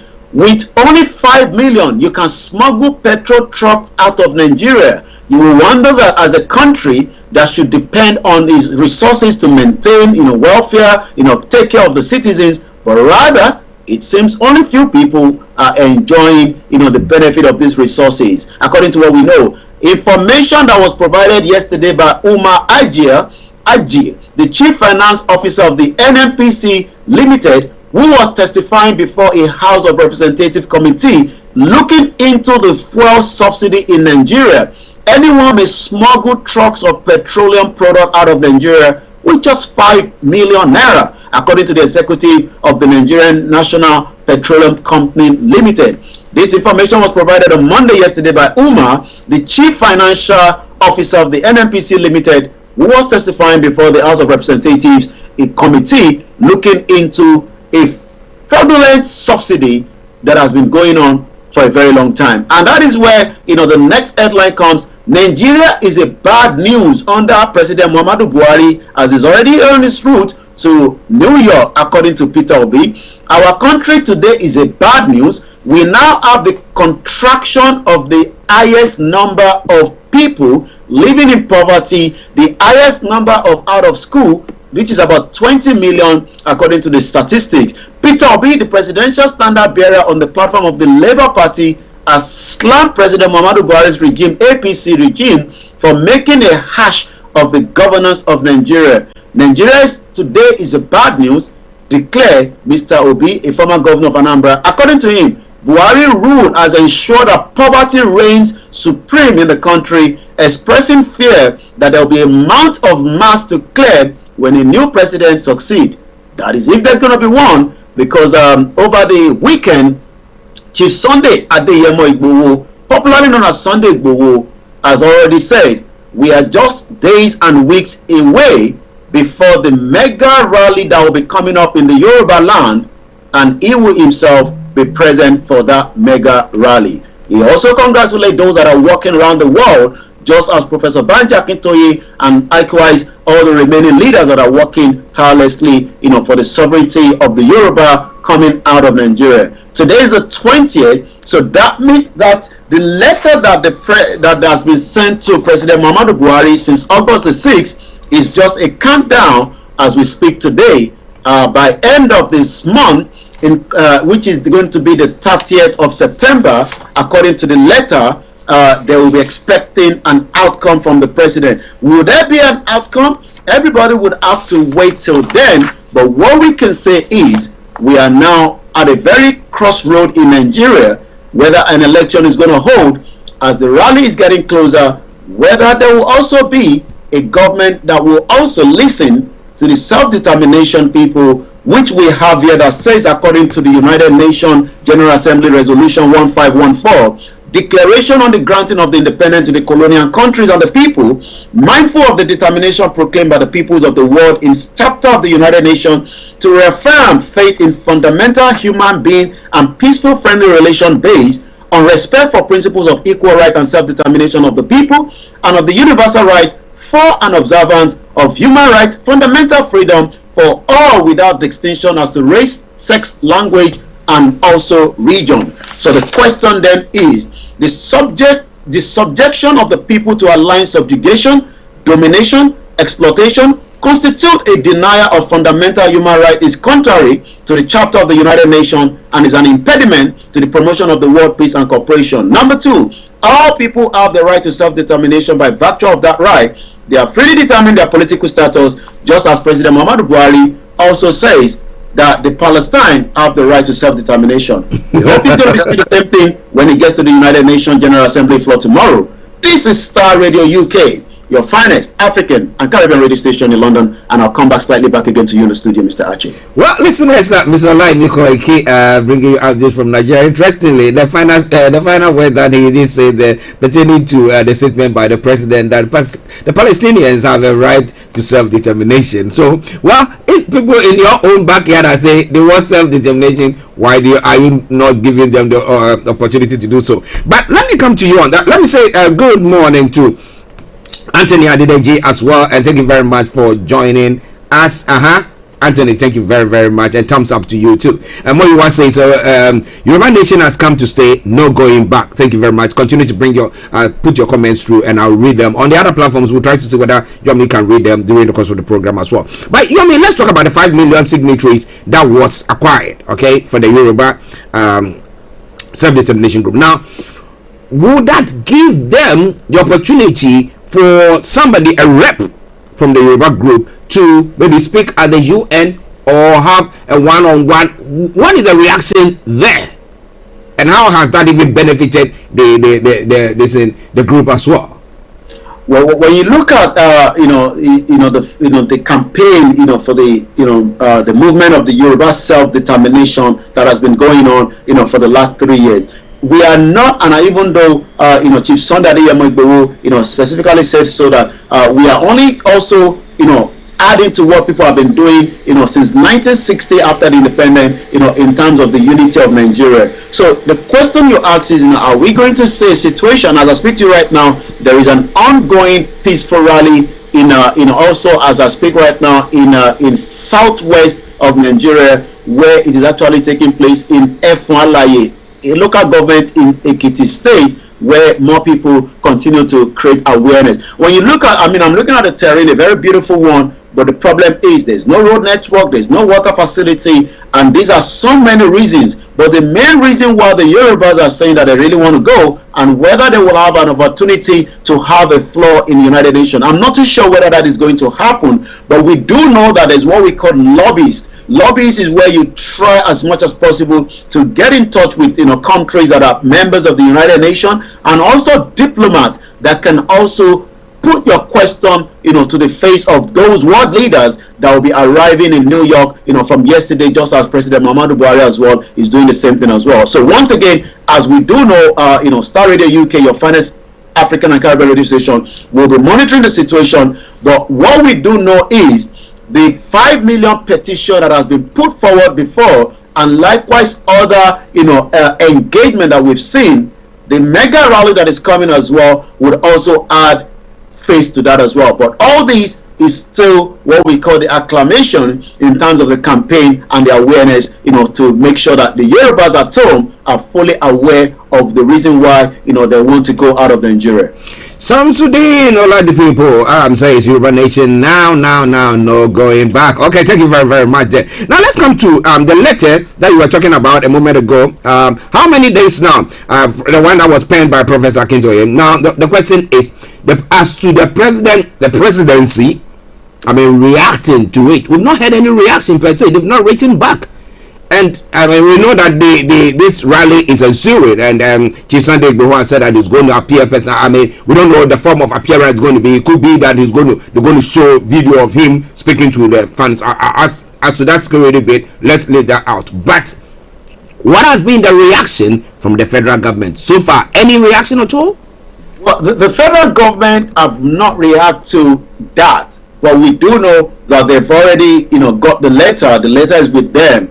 Today is the 20th day of September, and that means we're just about 10 days, for that. The expectation, that the Yorubas are asking, according to the letter that was dated August 6. Mr. President, this letter is on behalf of all the Yoruba people, formally gives you a notice of decision of the overwhelming majority of our Yoruba nation and the people to exercise our right to self-determination, just as that right was in that particular General Assembly Resolution 1514 that was dated 14th of December 1960. So the government is aware of this, but the question is, when we look at, I've been, as someone that has been involved in this as well, the question is, does territories really want to let go, those within those territories, because we've lived together, we've intertwined. There's a kind of a relationship. Yeah. But as we do know, the colonization have actually changed, the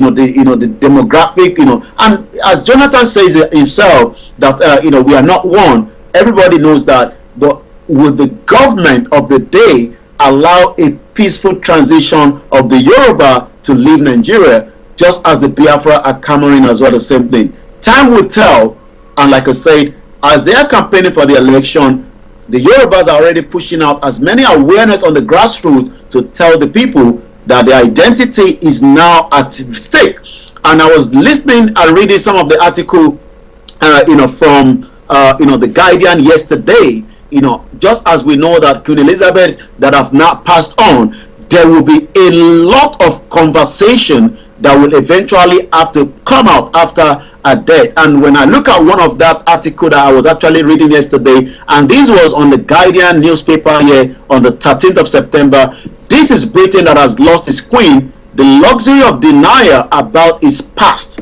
So long as she reigned, the establishment was able to gloss over the horror of the empire. Now is a time for a painful truth. And in front of me I have a picture of the Queen visiting Gambia in 1961 with Prince Philip. Well, the debate is going to go on there. We will try to see whether Yomi can bring you that Clinton, former President Bill Clinton's statement there once I get myself ready. But I need to ask him one question more. Now, Adeoye Rotimi Williams, he's just going there, but not with.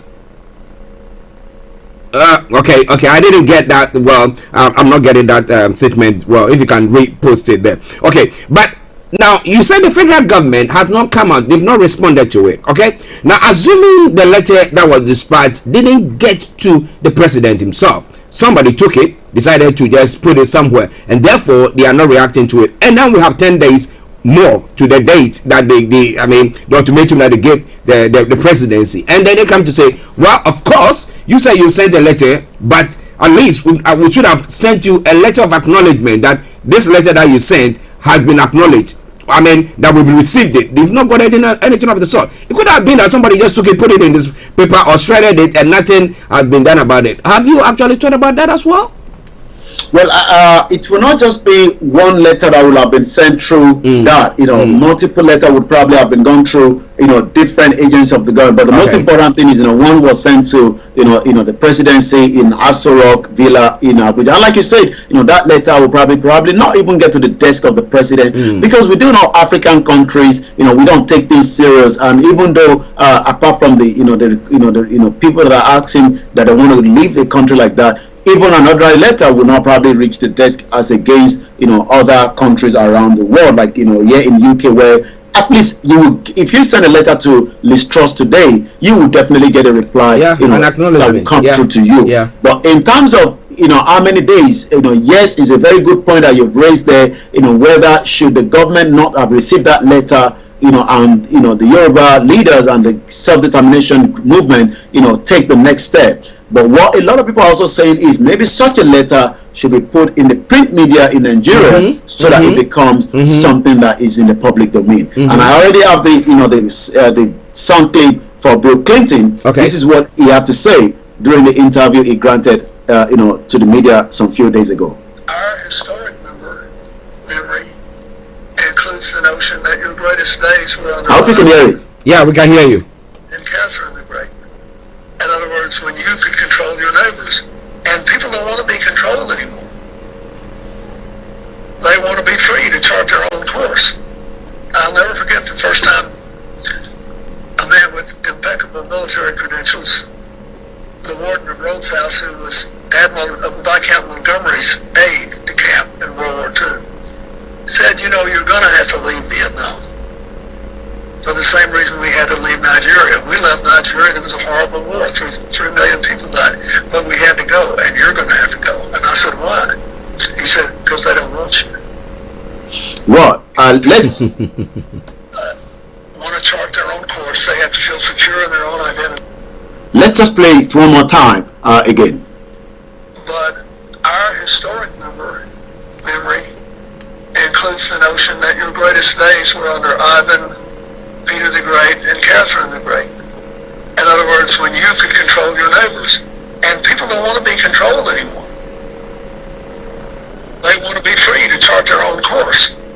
I'll never forget the first time a man with impeccable military credentials, the warden of Rhodes House, who was Viscount Montgomery's aide de camp in World War II, said, you're going to have to leave Vietnam. For the same reason we had to leave Nigeria. We left Nigeria. It was a horrible war. 3 million people died, but we had to go, and you're going to have to go. Well, you had it right there. People want to have their own cause.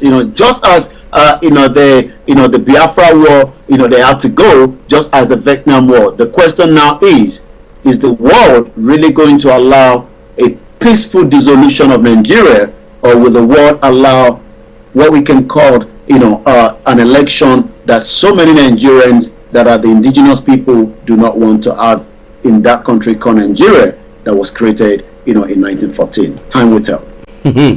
Time will tell, of course. 11:43 and it's Starr Radio UK. Let's go straight to the social media platform. What are other stories that you have there, and then we can bring the update to a close. Over to you, sir.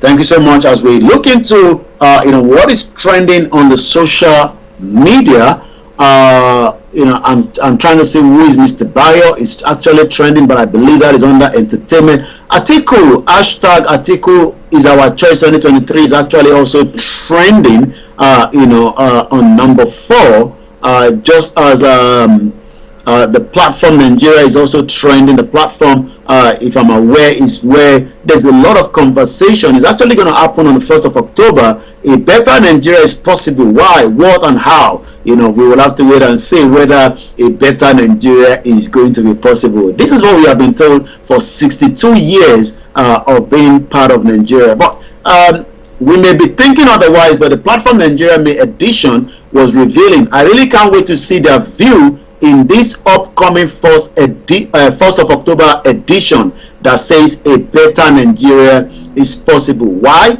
what, and how? What the next leadership should look out for? Well, that is the view of those that still, believe that, Nigeria can still have a better opportunity if we have, the good leader. Also on the social media, Mazi Nnamdi Kanu was visited again by his legal team, but not a very good news, as Nnamdi Kanu's health is now deteriorating in the DSS detention, according to his lawyer Ifeanyi Ejimefo. So that is also coming on the social media. So let's look at Nigeria as a world before we start moving out of the headline this morning, and then we take it back and bring it back again to the studio. According to David Odoye, mental health needs more funding and attention in Nigeria, and also I will take one more as well. And then I come back again to you in the studio. Once again, this is Starr Radio UK, your finest African and Caribbean radio station in London. Simon Ekpa, today there's a complete leadership vacuum, and for a long time now, the ship of Southeast Nigeria has been sailing on autopilot, not to be confused with the killer squad, that bears the name. So that is also coming. Also, Chidi Odin Kalu, in Olu, in Imo State, there's been a lot of killings and destroy of properties by the Nigerian military. We're not too sure why, and it seems that there's just a carnage of atrocity that is going on in the southeast that is also now being reported in the international community. So that is what we can push today, but tomorrow will be another day where we're going to be looking at again all the news from 11 a.m. But I'm going to come back again to you in the studio, Mr. Archie, while we leave it for now. Okay, Yummy, let me say thank you very much for... You can't hear me. Can you hear me? Hello, Yummy. I think it's coming. Can you hear me now? Looks like your audio is gone again. Oh, I can't hear you at all. Okay. Let me say thank you very much for... thank you so much, Mr. Archie. I'll see you again tomorrow. Bye for now. Bye. All right then. Listeners, we apologize for that that break in audio there from Yomi's end. But let's take a quick break. Some music, and then we come back. Samsudin says, God bless you all. And I say, God bless you to Samsudin and every one of you on this platform. Some way, somehow, there's something in you. And I say it all the time, that if you believe in a cause, don't let anything. Remember, it's going to cost you dearly. It might cost you even your life, but at least you know that you stood up and was or were counted. So whatever it is, something inside so strong, I know that you can make it. A cover version by Mika Paris. Enjoy it, and I'll be with you in a moment.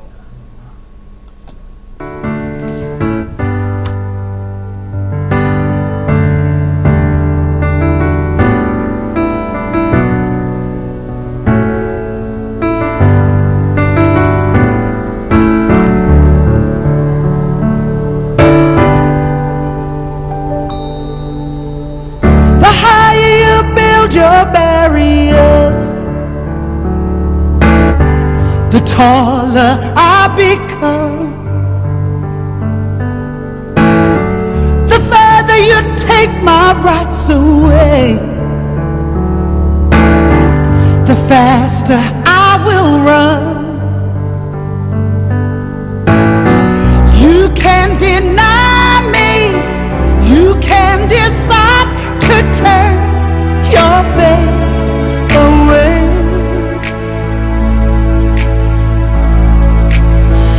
No matter, 'cause there's something inside so strong. I know that I can make it, though you're doing me wrong, so wrong. You thought that my pride was gone. Oh no, something inside so strong. Oh, something inside so strong.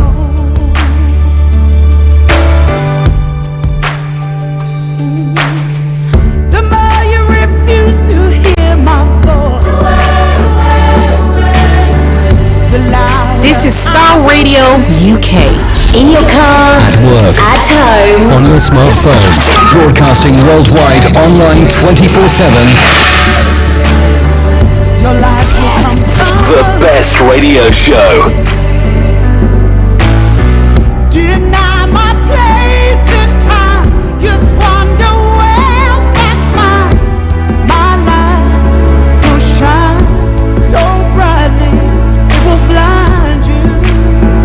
'Cause there is something inside so strong. I know that I can make it, though you're doing me wrong, so wrong. You thought that my pride was gone. Oh no, something inside so strong. Oh, something inside so strong.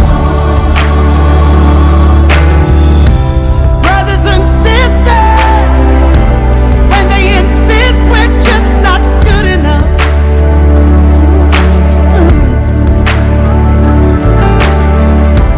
Well, we know better. Just look him in the eyes and say, we're gonna do it anyway. We're gonna do it anyway. We're gonna do it anyway. We're gonna do it anyway.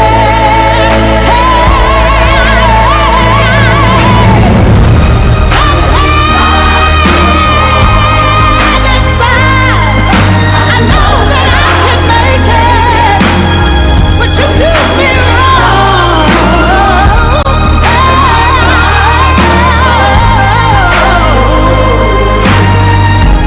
Something inside so strong.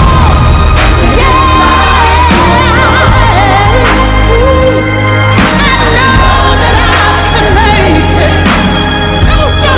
in your car, At work, at home, on your smartphone. Broadcasting worldwide, online 24/7.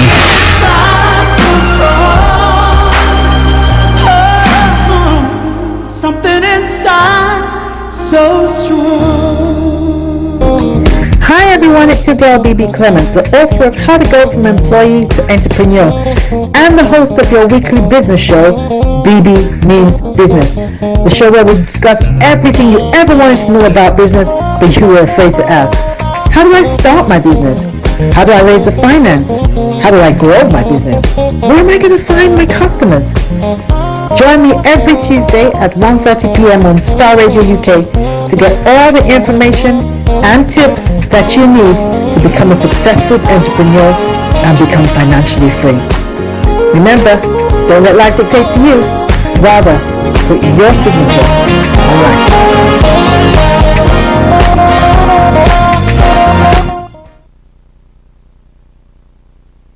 Check me out. He tells me my energy is making him tired. Yes! How do you get the energy to do I've been told that I have a lot of energy, but my goodness, I think today I have met my match, people. I have met my match, Miss Suzanne. Wow, amazing. One of the things that's the start of the darkness. Of darkness. So what did that? Myself and the world in adjust. And 2019. Forget the proverbial boardroom. Join me, Simone Frazier, on the CEO, the program that gives you the driving seat over your life. Every Tuesday, 8 p.m. only on Starr Radio. Welcome back to the program Starr Radio UK, your favorite African and Caribbean radio station in London. 11:53 the time. I hope that you enjoyed all those updates coming from Nigeria. Well, tomorrow is going to be coming your way again. Every day we come your way from 10 o'clock exactly, bringing you all that you need to know from the Sky Network. And then at 10:30 we commence with an in-house show as well. We capture stories from across the globe. We look at Nigeria, updates from Nigeria with Mr. Olayomi there as well. And all the stories making the rounds with my panelists here in the studio as well. So make sure you join us. If it's the first time of joining us, I say once again, welcome to the program. All right then, I've got with me Mr. Frank Davis in the house as well. Let me acknowledge him, and then we'll bring you more on that story. The Queen's birthday partner. I tell you. Yeah, good morning to you. Archie, my grandma, my mom, and my not year mate, day mate, month mate. Finally said goodbye to us. Yeah. But how did you take in the whole celebration? Let me put it that way. It was more of a lesson to me, and if anything at all, for the global audience that were watching, especially those of us from Africa, I think. If anything at all, especially our leaders that were bashed to witness whatever happened, I just pray they don't go home empty-headed and as empty heads, but they go home having learned something, and that has to do with planning. That has to do with planning. Where planning, the states, the people come first. Actually, if you look at the number of people who are involved in this organization, but for two things, you can't fault anything. Look, spider is your natural climate. That's why you can't do anything about that. And probably the archbishop leaving a paper mistakenly somewhere. But for those two things, actually, you can hardly pinpoint something that went wrong yesterday. And then you ask yourself, the Queen died, today is the 11th day. Right? So from the what they call this, if when the woman died, are we saying they planned everything within these days? I would say no. They planned in advance. It tells us that these people think ahead. In fact, we are even told that one of the songs the Russia is it Contagion or whatever they sang was actually selected by the Queen herself. A few of the songs was are you getting me? It tells us the essence of planning. That look, death and certain things are inevitable. Development is something we have to do. That everything that we're interested in doing and we have to do, planning must go into it. And actually for me, that was a lesson I took from it, because the whole process from the morning people coming in, the queue, the timing, I was watching to see what will happen if people were in the queue. And it was 6:30. Actually, they were able to calculate the last person that will be able to get into the queue before the 6:30. I was like, wow. And the other thing, that the people who were behind the queue didn't complain. They took it in. They know. I mean, 6:30 is 6:30. Actually, within a few minutes of that gate being closed, the whole place cleared up. I was actually, for me, it's a planning process. How it went meticulously, moving. It was like step. Take this leap up, under manner. Which, and if you look at even the church service, hey, the pastors were not coming to speak tongues. We're not coming to command anything. We're not coming to now use your prayers. You have to write all your prayers. The only problem I had with the preacher was this, actually. with all the dignitaries that were there, why didn't they take offering? Which country would they have given it to? Oh, we are getting $1 billion at least. Straight. You know, the sultans were there. I mean, all the Saudis and all the second most powerful monarch in the world, Japan was there. And you see, the other thing that I realize is it gets to a point where there's proper planning. Kills fleas. Yeah. Look, but for the Chinese vice president and what they call it, the US president, everybody, including the monarchs, actually played by the rules. Bas. I watched the African leaders. And there's another thing that I learned. Was it a month or two ago? The presidential candidate of APC Nigeria, Tinubu, was moving on one, I think, what is Lagos High Road or whatever it is. Archie, the whole public traffic were pushed aside. And this man was moving as just a presidential candidate. As an Arabian, and actually, that was the same thing that happened. I went to Ghana 2007. As I was by City Light, my office was there. I saw Akufo-Addo convoy moved. I asked myself, Archie, more than 20 cars. And I asked myself, even if you are a presidential candidate, you can move with this convoy. Then when you become a president? And lo and behold, he struggled to become a president. He moved sometimes with 50 convoy cars. Actually, the most powerful king yesterday moved with 4 cars. 4 cars, actually. The most powerful. Is it cars that they couldn't buy? Why couldn't they afford? Actually, but they moved. I took a video and I was like, so if Africans, what are told do our leaders want to show off? It's not that we are rich, we are struggling. Yet the opulence when it comes to our we waste, and we do not think of people. Actually, for me, when you're reading the Bible, they say lessons. For me, it was a Queen lessons. The gospel according to Queen Elizabeth. Actually, I learned a lot. I said, so all this from Akufo-Addo to Osibajo to all these people, are they actually watching what is going on, or are they taking something into their heads? Some of them will get to airport. Even the convoys that will move them from airport. Look at where the Queen was being moved. Look at the number of cars that were accompanying.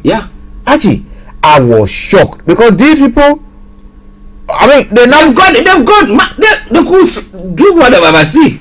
Jesus, actually, I was humbled. I was very, very humbled, and I respect them for that. I respect them for that. I mean, King Charles and Prince of Wales were in the same car. The only thing that they had with them was a security person. There was another car that was carrying the Queen Consort. Actually, you look at it and you ask yourself, what are those going? Display your cars. The Africans will say that this one, and these are manufactured cars over here. Unlike us who go buy V8 Lexus from outside. Meanwhile, we have the Kantaka or whoever and display them. Actually, the cover I saw with Tinubu, I pray he loses election. No. Actually, will not be happy. No, they shouldn't be happy. I'm being honest over there, because at the end of the day, if a presidential candidate can move with that convoy, right?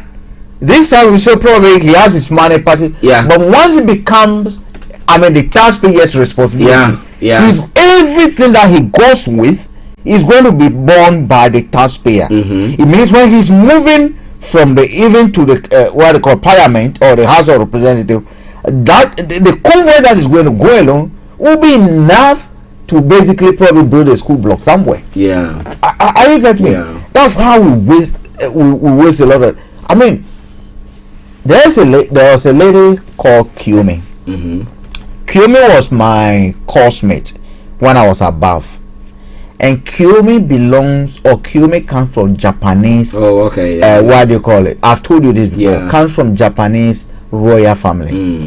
When Kiyomi is coming to campus, Kiyomi is brought into on campus with what do you call it? A private plane. They will land at Bristol Airport and drive with a convoy. Once she gets to campus, she's an ordinary citizen. Yes, she had a security that were around, but you see that we go to park together and other things. Actually, you come to realize that some of these people humble themselves. We go to shop with Kiyomi together at Sainsbury's. We push our baskets together. We do everything together. Are you getting me? And she is a princess. Yeah. From the royal family. Apart from a private jet that will bring, they come and pick her. Actually, that is it. The security on campus, what do you call it? They had an apartment close to the campus, but that's all it takes. Yeah. That's all it was. You don't see coming to let their guns. No. They just, security in case of anything to evacuate another thing. That's all. Yesterday I asked myself, so why didn't Akufo-Addo bring his chair? But actually, it's a beautiful. It was a beautiful ceremony. They playing the longest seven, and I don't think we're going to have for now, unless there's a disaster that wipe up, wipe off a lot of what they call it, those in line. I don't think we're going to have any king or any queen that will reign for that long. I'm not God, but you know, Charles is 70, almost 74. So let's give Charles another 20 years. Charles, but then William will be 60 something. Yeah, getting to 70. Yeah. So another 70 years. Yeah. It's going to be very, very difficult. No. We really see any 70. Yeah. But looking at those, we had a few people who were.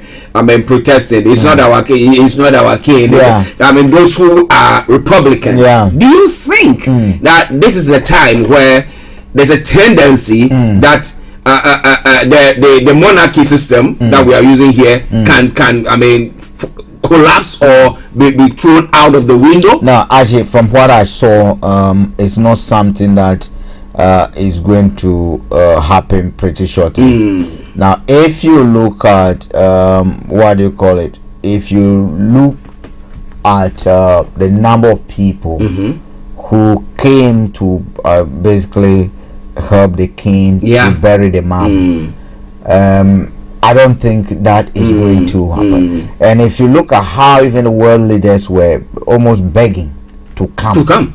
There was a video for Akufo-Addo, President Akufo-Addo, asking or telling the High Commissioner, the British High Commissioner in Ghana, that he wants to go, to London to mourn the Queen. And basically, he was requested. He requested for it. And the ambassador, the videos, and the ambassador was telling, him that they are doing everything with the embassy, and so they will see how they can liaise with the embassy to be able to make it possible. And these are people who want to be seen around royalty, around the big people. And cleverly, the queen too has done something that is very strategic. The dad started it, and she continued aggressively. That is the establishment of Commonwealth. The establishment of Commonwealth for me is strategic, because although we've let you go, we have brought in the Commonwealth to be a voluntary organization. But some of our leaders, how many of them don't want to join? Everybody wants to join it.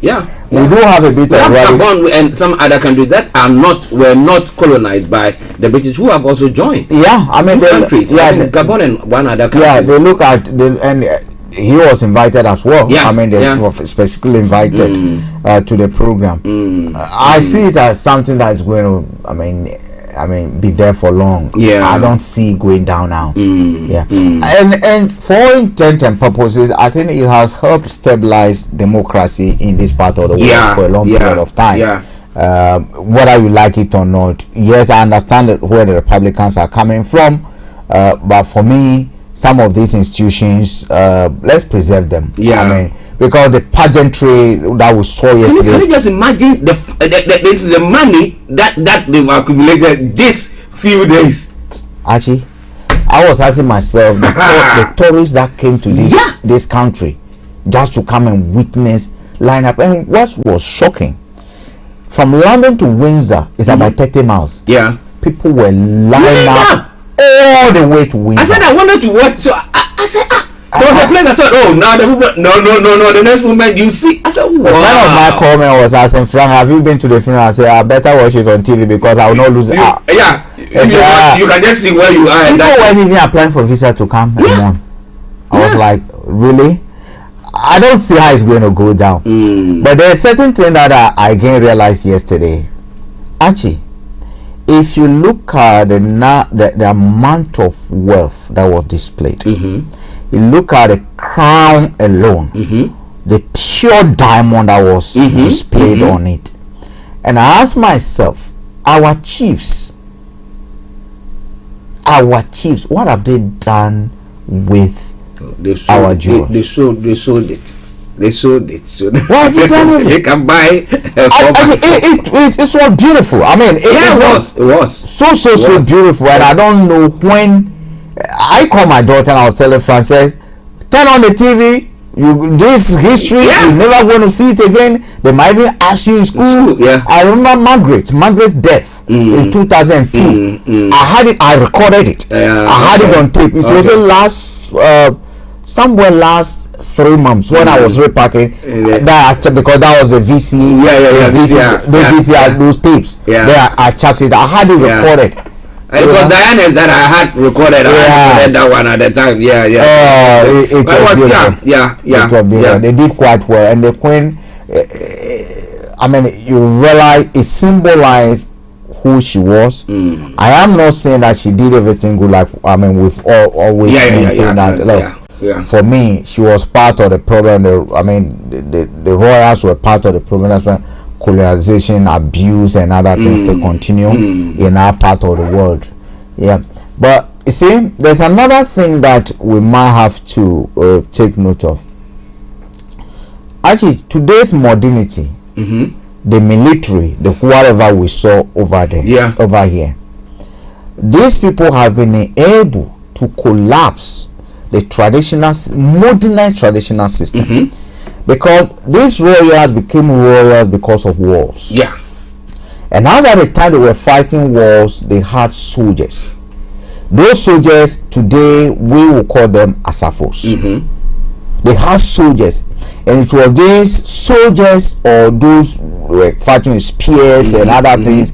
These were the people that the institution that were modernized to become today what we know as army. Right. In our part of the world, our traditional systems still are maintaining the so-called soldiers who are the asafos. And we then still have a state army. So we're building a state upon fragile institutions which these people have been able to transform.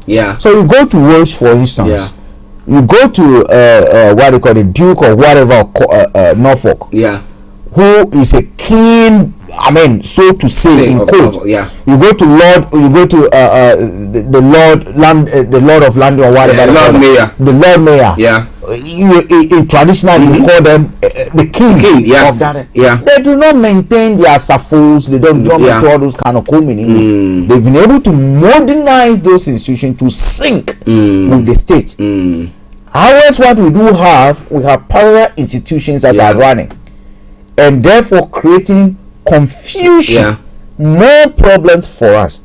I think Kofi Ali might want to hear this. We might have to find a way of modernizing our chieftaincy institutions, in my view. I'm not saying we should collapse them to one. No. That one, they will have to blow a whistle and say we'll fight. Yeah. Whoever wins, then you are gone. But we need to look at how we can modernize them if they're not going to be useful for us. Yeah. I think definitely that needs to be done. Well, listeners, it is Starr Radio UK. 12 minutes past 12 the time. Let me announce the lines open. Maybe you have any take on any other issues that we are discussing. Feel free to do so. It is 0208-133-2257 or 58. 0208-133-2257 or 58. Or those of you on in the US, Canada, and the Caribbean area, yes, 0017183032737, 0017183032737. You can also text or WhatsApp us. It is 07539661744, 07539661744. Our Twitter handle is Starr Radio UK, and email address is info@starradiouk.com. But you can also post your comments on our Facebook page or YouTube channel on Twitter, and I promise you I'm going to read that. Okay, so now let's move on to some of the other stories making the rounds on the African continent, but this time around looking at some issues making the rounds in Ghana. Now, NAPCO trainees suspend planned picketing today at the Jubilee House. Should the NAPCO, it was one of the should I say, the thing that the current government came out with championing, and then when it came out, they were recruiting how many people or giving jobs to how many people. And so what has gone wrong for these people now to think that they have to protest? Actually, again, for those of you listening, if you might not like the choice of words I'm coming to use, it's no insult, but I think it was just an empty noise that they were making. The NAPCO people were making the government with the NAPCO. Look, the NAPCO genesis started from Francis Poku, the former National Security Advisor. Under President Kufuor. You will recall that President Kufuor in 2000 during the election campaign made a promise that within his first 100 days he will create jobs for 1 million. About 1,100,000. 100,000. Yeah. Now, when they assumed office in 2001, he announced that the youths should go and register. So they collected a lot of names. That was a mirage. Nothing happened. The youth then started agitation. Francis Opoku then saw it that, look, the greatest security threat that we face today in this country is the youth unemployment risk, and therefore let's create something that will help absorb this youth. And that's why youth unemployment started. Youth unemployment. Now, it ran for some years. When NDC government took over, they continue with the policy. You can change the name, you can do whatever you want. The genesis of it, the fabric of it, the focus of the program is the same. When this government came into power, the youth unemployment program was in place. What they did was to cancel everything, change the name, take the same thing, the same secretariat, and call it NAPCO. Nothing new apart from the name. So they created apart from the name. If you ask them today that where is the youth unemployment program, they can't pinpoint it. If you want to create something new, let the youth unemployment that started during President Kufuor's time be running, so that you have another one, NAPCO. Then we can talk of you creating something. You do not change names, the same offices, the same framework, and then tell me that you call it NAPCO and therefore you have created something new. It is total BS. It doesn't work out. What has happened? Actually, what has happened, what has gone wrong is because government does not have money to pay them now. People have worked for 6 months, 3 months, and they cannot get even the small less than 600 Ghana cedis, which is technically 50. I call it 52 Ghana cedi, 52 pounds now a month. They cannot get it. They've not been paid. Now, some of this is surprising because when budgets have been approved, allocations are made. Yes, projections are made. Okay, we'll get money from this, we'll get money from this. If you're not getting that money, I mean, you are allowed to go back to parliament, say, okay, we're not getting this money from here. Can we realign some of this expenditure? Can we do that? But you do not get people, put them on a suffering mode indefinitely, which is what the NAPCO doesn't have done. Yeah. The only unfortunate thing when it comes to all these agitations is that politics is so dirty that it's been able to infiltrate the groups.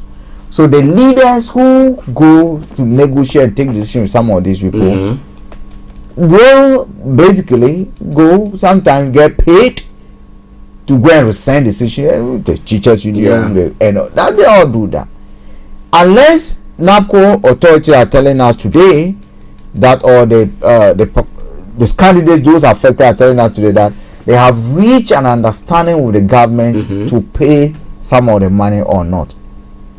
Are you getting me? Yeah. They should be able to tell us the basis of on which they are suspended. Because apparently they're saying that the police didn't give them the permission. So that's where again we are looking at how the government is using state institutions. This is more like a dictator.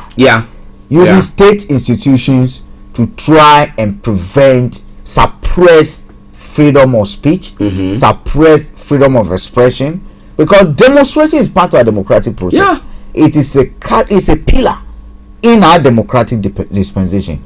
But here we have Akufo-Addo again using the state. I mean, that's why for me, I've never forgotten the statement he made some time back that look, politics is all about your ability to have control over levers of decision making process. And what are those levers? The courts, the security, and those key institutions. And he has control over them.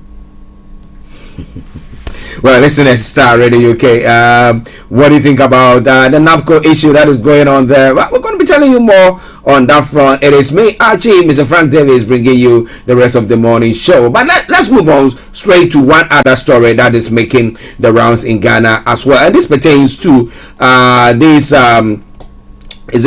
what do we call it? Entitlements for presidents. Okay. So what I seem to be seeing now is, should I become a president and you were the former president, okay, and I don't like you, I come and I hold your entitlement. Is that what is happening? Meanwhile, this has been enshrined in the constitution that this person has to be given that.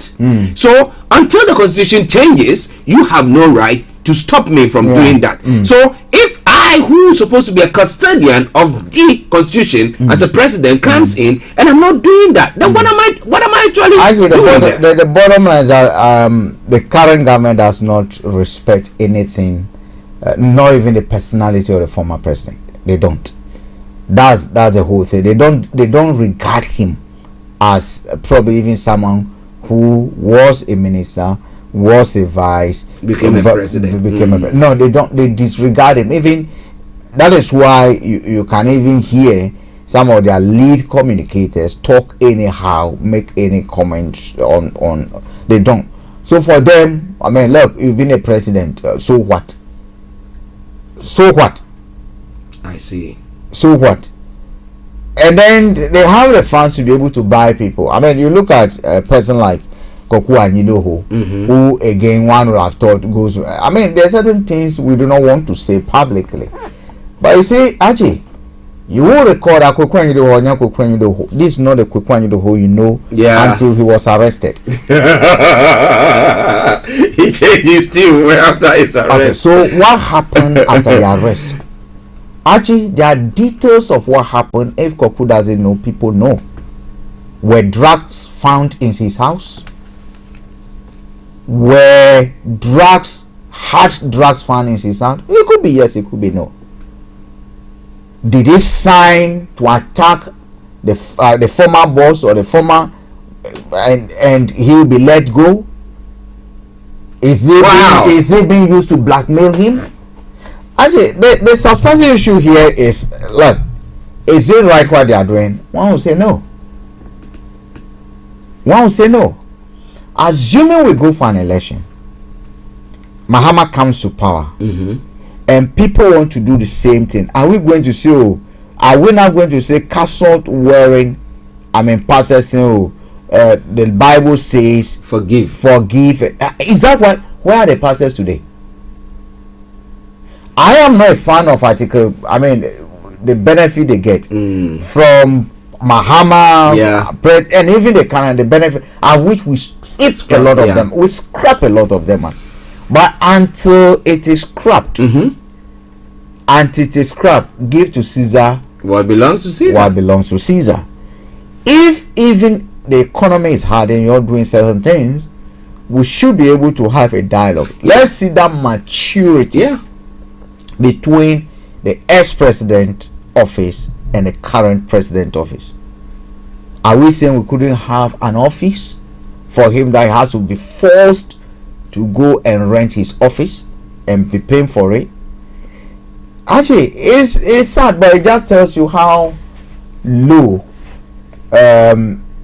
our politics has come to a point where once you're in power, even things that are entrenched within the constitution, and Article 71 office holders emolument is entrenched.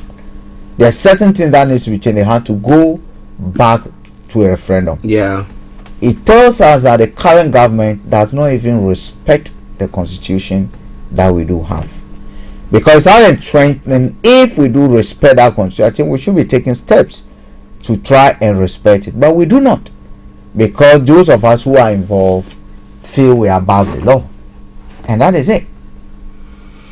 Power corrupts. Absolute power corrupts. So absolutely. And I don't even get the greatest monarch is gone. So even the greatest monarch is gone. And if you look at it yesterday, and you still feel that you are president today, and therefore those entitlements will be for you forever, I pity you, honestly.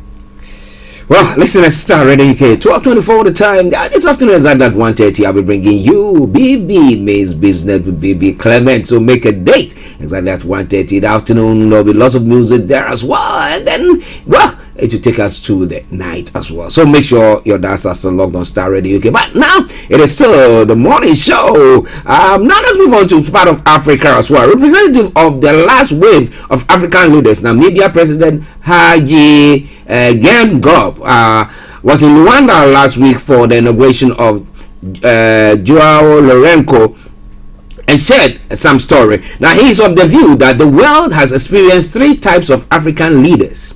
Now the first wave was those extraordinary personalities who told us to take arms and fight, like Sekaturi, Agostino Neto and others. Now the second wave was caught up in the, let's say, confusion of the Cold War. Now, as I say, the third wave of African leaders is asserting the constitutional path. We believe in limiting mandates. He added that there are some leaders who want to change the constitution of their country to remain in power, but believe generally the people want elections, democratic elections everywhere, but nobody is perfect. Just look at America, Southern America, what happened there. He added that there are some leaders who want to change the, my apologies. Now, Hedge is of the opinion that presidential terms be limited, because if you are elected directly by the people, you don't really have anyone to answer to, but if you are elected by parliament. Now, during his stay in the neighboring country, Hedge did not forget who supported Namibia during the independence struggle. So he's talking about political systems here. Now, he talked about the first bit where we were looking for independence, and we had the leaders who were getting their people, we made them out for them to route and stuff like that to get us the independence. We got that. Then there was the bit who were now torn between whether to go to the west or to go to the east, and all the Cold War, blah blah blah, non-aligned and all those comments. And now we had, after that, we had the coup d'etat, and coup d'etats. And now we've got to a point where Africa seems to be getting some democracy, majority of the countries. But now, as you know, Cote d'Ivoire, as you know, Togo, you know, some of them trying to just skew the constitution to favor them. So do you think that statement that is made, especially when the UN General Council is meeting this week, do you think that it's something that has to be tabled so that everybody append to it, that if it's your country decide that it's one term, 5 years, You finish that, you cannot come back. Or like Ghana's Nigeria, this thing is it 4 years, 4 years, 2 terms, and then push, you are gone. Now, how do you think? Actually, I think it was, right on point. That is situation. Those are the situation we see trying to creep themselves up. It's either they want to play with the constitution to remain, or they want to plant people who will be puppets and who will answer them. If you look at Cote d'Ivoire, you cite for example, that's exactly what happened. And I'll just say, if Akufo-Addo had won a majority in parliament, the same thing would have happened in Ghana. They would have told us that by popular demand, the people want Nana to be to continue. That's what they would have done. I have no doubt about that at all. No, not even a shred of doubt. I do not have it. That would have been what would happen.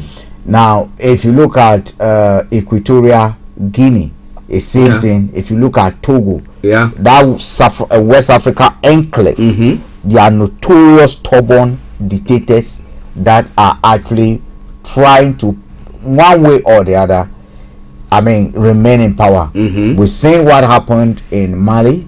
We've seen what happened in Burkina Faso. We've seen a few coups within that sub region. The question is, what are we going to do going forward? And as citizens, what do we do? I agree that, look, citizens, once we vote, we're able to get manipulated and out of parliament. Our parliaments are not strong enough. Why they are not strong is because the people we vote in, who are part of us, the people who come to us telling us they're going to represent that, go there, represent their pockets and their families. And therefore, you have an MP that will talk, make noise. When they go to see him behind the scene, you know what? This is your share. All right. They come and they sing a different tone. Recently, we heard news has started coming out about the noise Canada Japan was making. That is a game.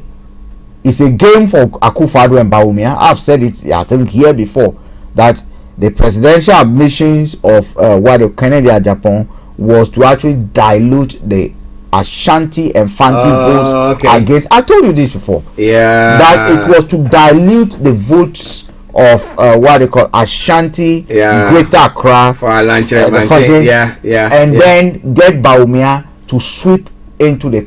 And this is a game. Unless you don't understand politics, but those of once you start arranging the cards, we just say what's going to happen. And we've made it. And lo and behold, this week we had revelations that are coming up from someone who used to host a show, who used to host the seat show on Canada Japan platform. I see. Are you getting me? That everything Canada Japan is doing, he's doing it for Bawumia. All these talks about want to be a president again, you then ask, why is Akufo-Addo determined to see Bawumia elected, both as a candidate and as a president? Is it because they can still control him? Is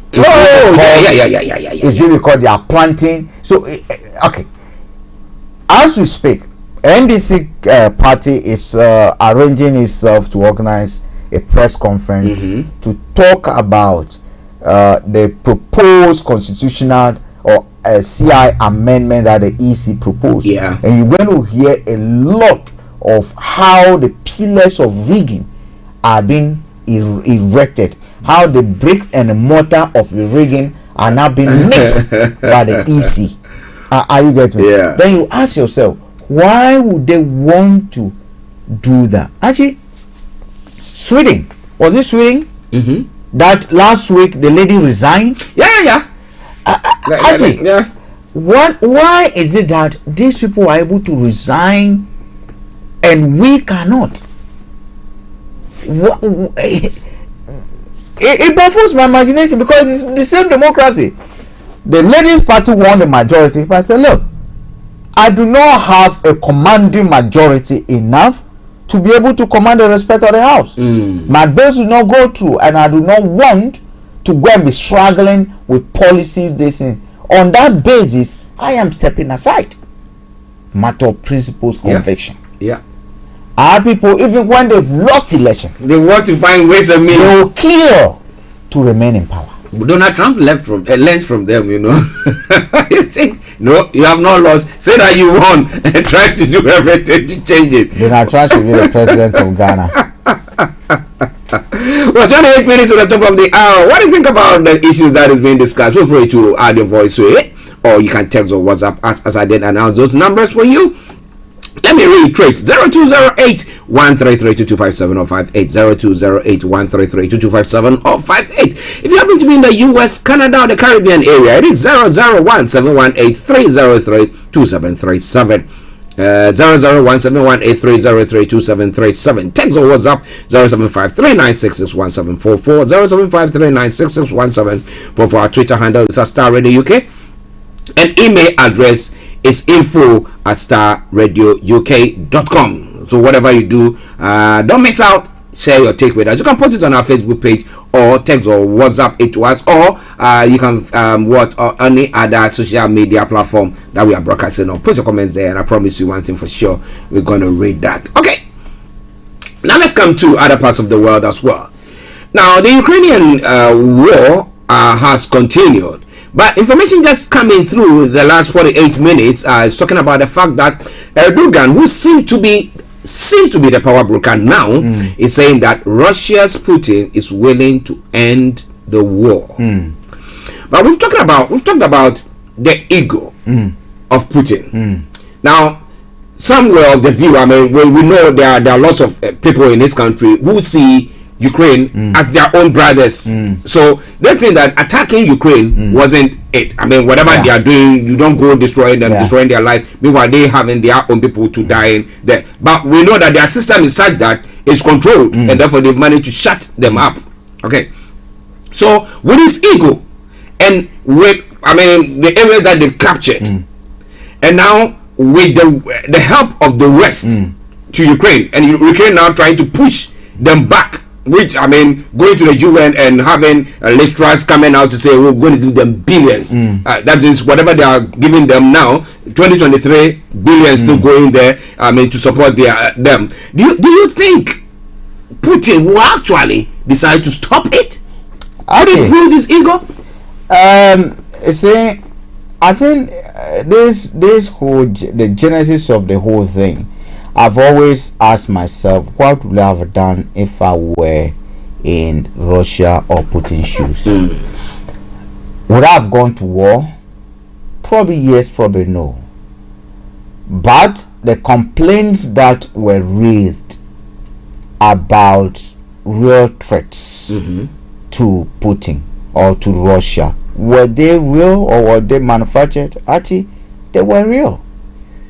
There are things that the West themselves know. If you look at even the report that was commissioned by the NATO General Secretary and co-authored by the NATO General Secretary and a presidential advisor to the Ukraine president, their final recommendation on the position of Ukraine on this issue, whether they should join NATO or not, was not to allow Ukraine to join NATO, but to actually upgrade its security and support it.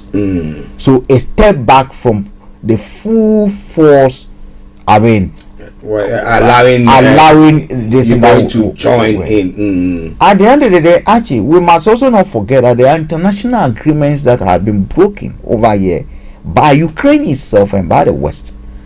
Yes, we might be in the West, we might receive a lot of propaganda messages about, but Archie, just like it happened in Zimbabwe when the Lancaster Agreement that was signed by then Margaret Thatcher with the Zimbabwe authorities to help finance the redistribution of land and to help the blacks, it was broken. But when in 1990s the people decide to stage get my land back, we label them as the demons of Africa. Are you getting me? Are the demons of Africa, without looking at the agreement, the promises we've made, the contracts we've signed, but we've reneged on them. That's exactly what is happening in Ukraine over here. The issue of whether Russia or Putin will give, for me, no one should come and tell me today that because the Ukrainians are pushing him back and therefore he decided to end the war. There was an objective. We should not forget that from 2014 reports are that and evidence is that Ukrainian forces were attacking those within the Donbass area. Especially the Russian speaking people within the Donbass area.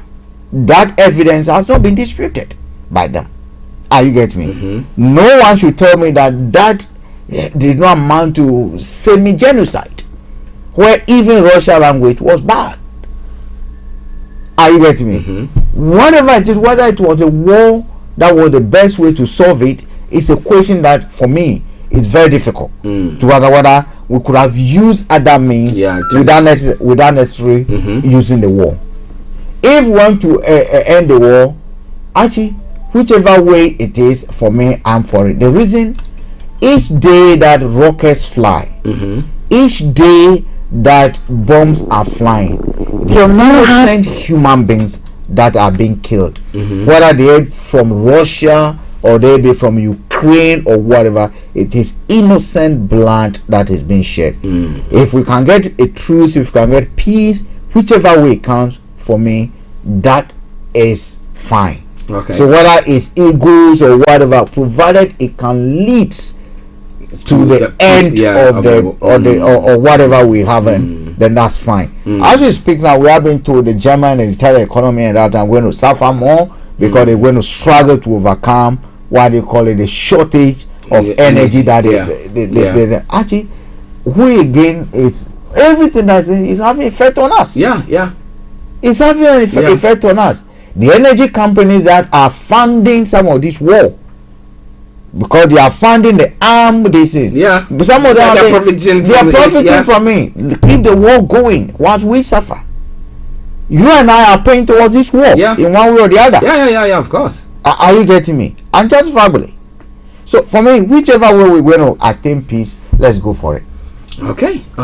Now, did you have a chance of looking at or watching the conference that took place sometime last week, where we had the Chinese leader and the Russian leader, and we were thinking that the two countries were going to be like that, but for once I saw the Chinese leader saying, though I want, but I don't think I think there are excesses, and I think that you need to be kept. And I was asking myself, is it because he also doesn't want to face full sanctions from the West? Because if whatever they are producing, they cannot sell them, and then it's also going to hit his economy. So I think look, Chinese has pursued a policy that for years has helped them. If you talk about the non-aligned, they are proper non-aligned. It's about business. Today, the war has helped China more than any other thing. Because is it one China currency? It's now becoming a mainstream currency that you can use to pay. Russia now can trade freely with China without barrier. China is buying more and more of crude and what it needs at a knockdown price. At a knockdown price. So the Chinese, they are in a win-win situation. Actually, I do not see how sanctions are going to be able to deter China. You see, it's going to take years for US to revert or to reverse the mistake they made in the 1980s and early 90s. Do not forget, it was a deliberate policy to make China the producers of what the world needs. They took the same template that they've used for Africa, whereas others was agri-driven and raw materials. China will become the factory for the world. So we take the raw materials here. The others are, because they cannot produce the raw materials Africa will produce. But China became so clever that we'll be fools, we'll be factories, but with a long time, our goal is that the technology we will also achieve that. And it's going to be very difficult in the short term. I don't see how US will tell us that within the next 10 years they can place sanctions on what do you call it, China that will not affect them. I don't see how it's going to happen. I don't see how it's going to happen. It's going to be difficult. Today, US is aggressively trying to police Taiwan, because when it comes to semiconductors, for chips, for this, that's why Taiwan is basically noted for that. It's noted for that. As we speak, about 30% of the billionaires in Hong Kong have left. They've all left. Either they are in Malaysia or they are in Australia. I get told that Hong Kong that we used to know is not the Hong Kong today. Okay. As we speak, there are over 1,000 political activists, including bishops, that are in prison. In Hong Kong. Why? Because they accepted money to influence pro-democracy movements. So China is not going to sleep for US to come. No, it's not going to do that. And what has happened in Hong Kong now is someone wants to say, okay, I want to stage a protest or do something. It's going to be difficult. Yesterday I was at a meeting when Archie is you dare not. So I don't see how China will be afraid of the West that much.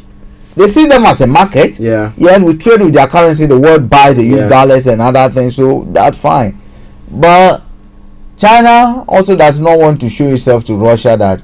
But don't forget, those are public. Behind the scenes, you don't know exactly what they might be doing. It's just like politicians. It's just like what they call Baumia in Canada, Japan. In public, do it for me. Are you getting me? You know. Wow. Okay, listeners, 1:15 the time, and we're still looking at some of the other stories making the rounds across the globe. And this around, Liz Truss admits no U.S. trade deal in short term to medium term. Now, Liz Truss has said a new trade deal with the United States is unlikely in the short to medium term. Apologies. The Prime Minister is in New York for the U.S. General Assembly, where she will meet U.S. President Joe Biden. The UK government had previously promised a post-Brexit trade deal with the U.S. by 2020. Labour said the lack of a trade deal with the U.S. is costing billions in lost potential trade opportunities and holding back growth. Now we have a new, it's interesting everything that happened. You have a new prime minister, you have a new king, you have a new economic policy going to be taking place as well. We had a woman as a queen, a man as a prime minister. Now we have a man as a king and a woman as a prime minister. God bless the king. Yes, God bless the king. May he live long. Okay, but we have the case where when we were going for the Brexit, this were one of the ideas that were sold to the public that look, the moment we leave Europe, we're having a big trade deal with the US, and that is our problems gone. Now we don't seem to see that. Just for this few 10 to 12 days, the Queen's death has actually shrouded a lot of things. But things are now coming out. People are now waking up to say that, hey, I've still got those bills coming through and stuff like that. Now, with Liz Truss, the Prime Minister herself, saying that, look, we don't seem to have a short or medium term trade deal with the US, means that we are still in big hole that we have to get ourselves from. The person we had Donald Trump number 2 as the Prime Minister. Look, Boris Johnson is someone we know, or publicly we are told that he's not someone who cares about details. All he cares about is to get you feeling good. And his former special advisor told us that when it comes to details, when it comes to plan, when it comes to this thing, Boris is not good at it. So at the end of the day, all he wants to do is day by day, let me get the people feeling good. So I'm not surprised that where we are. But this is a conservative party. I'm not going to blame one party. I'm not going to blame one person. At the end of the day, Les Truss voted with then majority and supported fully the Brexit. Listen, let's get it done. She was one of the key advocates of let's get it done. So for me, there's no way she should say, because she was a cabinet minister. Yeah. There's no way she should tell us that we don't say to her, or probably she's not finding out. No, this is no surprise. This is known, and she should know anyway by now that we did not have or we don't have anything in place. It shouldn't be sounding, or she shouldn't be sounding as if it's all a revelation. That for me would be she being disingenuous, because she was part and part of the foreign minister for that matter. So she should know that what the public will demand from them should continue to be the same. That we want better quality of life, we want better improvement in services. We want you to deliver what you promised us, that when we leave Brexit, we are going to have a better life. But actually, what are the I see us going back? You reckon? Because the Labour leader, Keir Starmer, has said that, I mean, he was asked, I think a couple of weeks or a month ago, that if it happens that Labour wins an election, will he take us back? So he said, no, we've already left, and that's it. So I don't think that is him being leader. For how long will he be a leader? Now, it's going to get to a time after 10 years when that question will be asked again. With the spread we have, do we still want to be alone, or we want to go back to the EU? And I will not be in doubt. Yeah, I am not going to be surprised at all if the majority at that time will respond to say, take us back to where we belong. Well, let's see.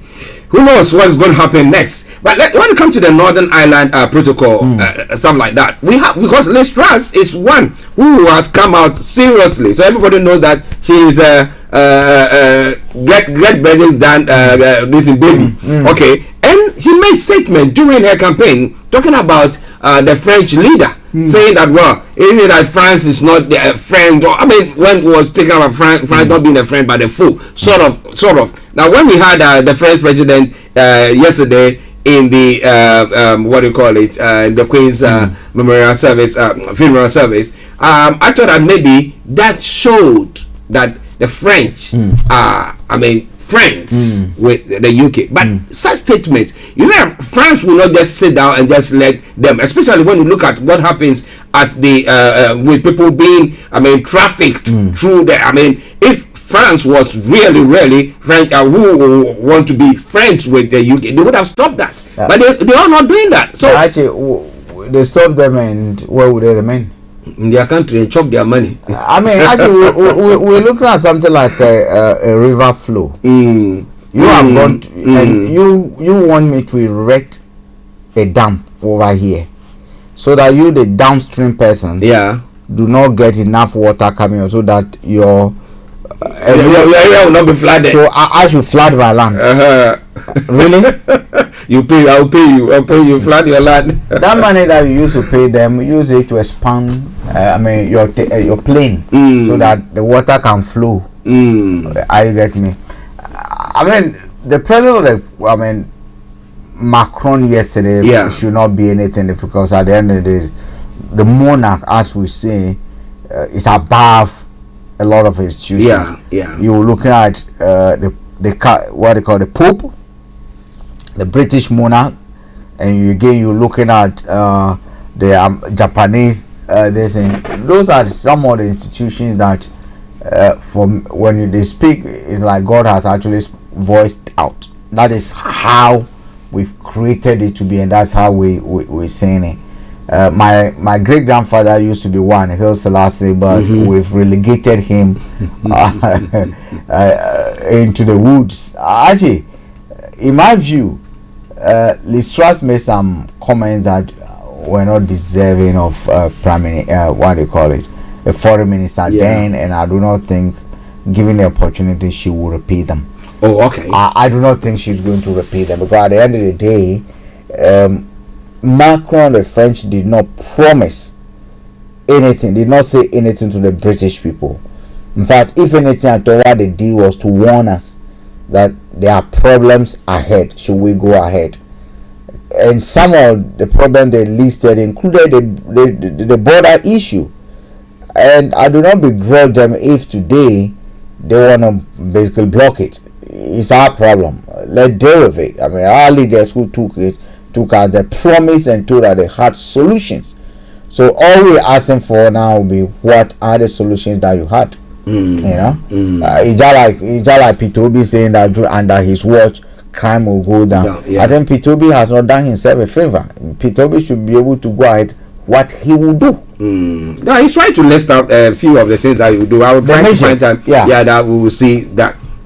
But interestingly, talking about the EU and whether we're going to join it, information that has just come through, the UK is weighing up whether to attend a new European political club of nations next month. Now, the first meeting of the European political community is due to be held in Prague in early October. Now, Downing Street wants to see more details on the summit before Prime Minister Liz Truss commits to attending it, and no final decision has been made. So we are out, but now we can put our head in there, our legs, and oh my God, that is probably for you. You were in your father's house. You had all the power, and then you decide that, okay, now your dad was a chief, and you now decide, I do not want the kingship again. I do not want to belong to that family again. You left. You left to America, you know, and then we are being told that there's a feast that is going on, and that has to do with all the clans in the village. And you now say, okay, I want to go and peep to say it is a party that I would love to be. I would love to also bring my Yorkshire pudding and take a bit of Italian pasta, or you know, which I said I didn't like to eat again. You know what I'm saying?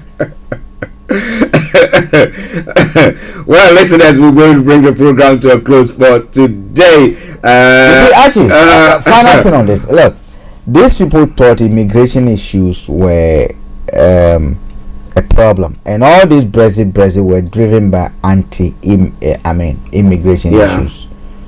How easy it was to deport someone, what the car, how people drive here, how they settled there, because they got to a point where the benefit system was managed. They said you have to reside here for some years before you can start claiming. So you then ask, apart from the immigration issue, what is the issue? And now after we've left, they've come to realize that in actual fact, the immigration issue has nothing to do with your membership of EU. That the waters over there do not respect EU borders. That when people are on a boat crossing, when they get to UK border, doesn't tell them that, okay, there's a will that will crop up to say, my people have hesitated, and therefore do not go back, or I'll swallow you. There's nothing like that. So they are now beginning to understand that, look, apart from being ideologically driven, there was nothing substantial that they are gaining for leaving the EU. In fact, if anything at all, they are suffering more. Because if someone wants to travel to Europe today, they need a Schengen visa. They need a Schengen visa. Where do they pay those monies to? The EU coffers. The EU coffers. Are you getting me? Anyway. Well. Listeners, Starr Radio UK, we're bringing the program to a close. But a last story, cost of living. We know that the government introduced the same day that they were introducing that 100 billion support for the high cost of living was the same day that the Queen passed, and therefore it was, like I said, shrouded with the Queen's death, and everybody seemed to have gone to sleep. But like I said, the people are up, and today they're saying 150 I would say Ghana cedis pounds towards those vulnerable or disabled houses or individuals. But do you think that whatever government has introduced, though we don't have the details of it, they will go a long way to help everybody to I mean help beat everything down? Actually, half a loaf is better than none. To be honest with you, that is like paying your 1 month gas bill. Yeah. Or 1 month electricity, but that's all they've done. But half a loaf is better than none. We had a government before Trust that was not committed to doing anything about it. We do hope that this will help. At the end of the day, Archie, they said they're going to borrow some money to be able to offset this. They said they're going to allow the bankers to basically go back to what they used to do. That partially led to the collapse of the economy in 2008, 2009. But they want to go back there again and be able to get more taxes. According to them, they will raise more taxes with growth to offset some of this thing. Actually, I do believe that it's not going to help a lot of people. I mean, those who are really suffering, is just going to be a drop of an ice cube in a full bucket of difficult situation and difficult issues around them. The household bills, food, and other thing.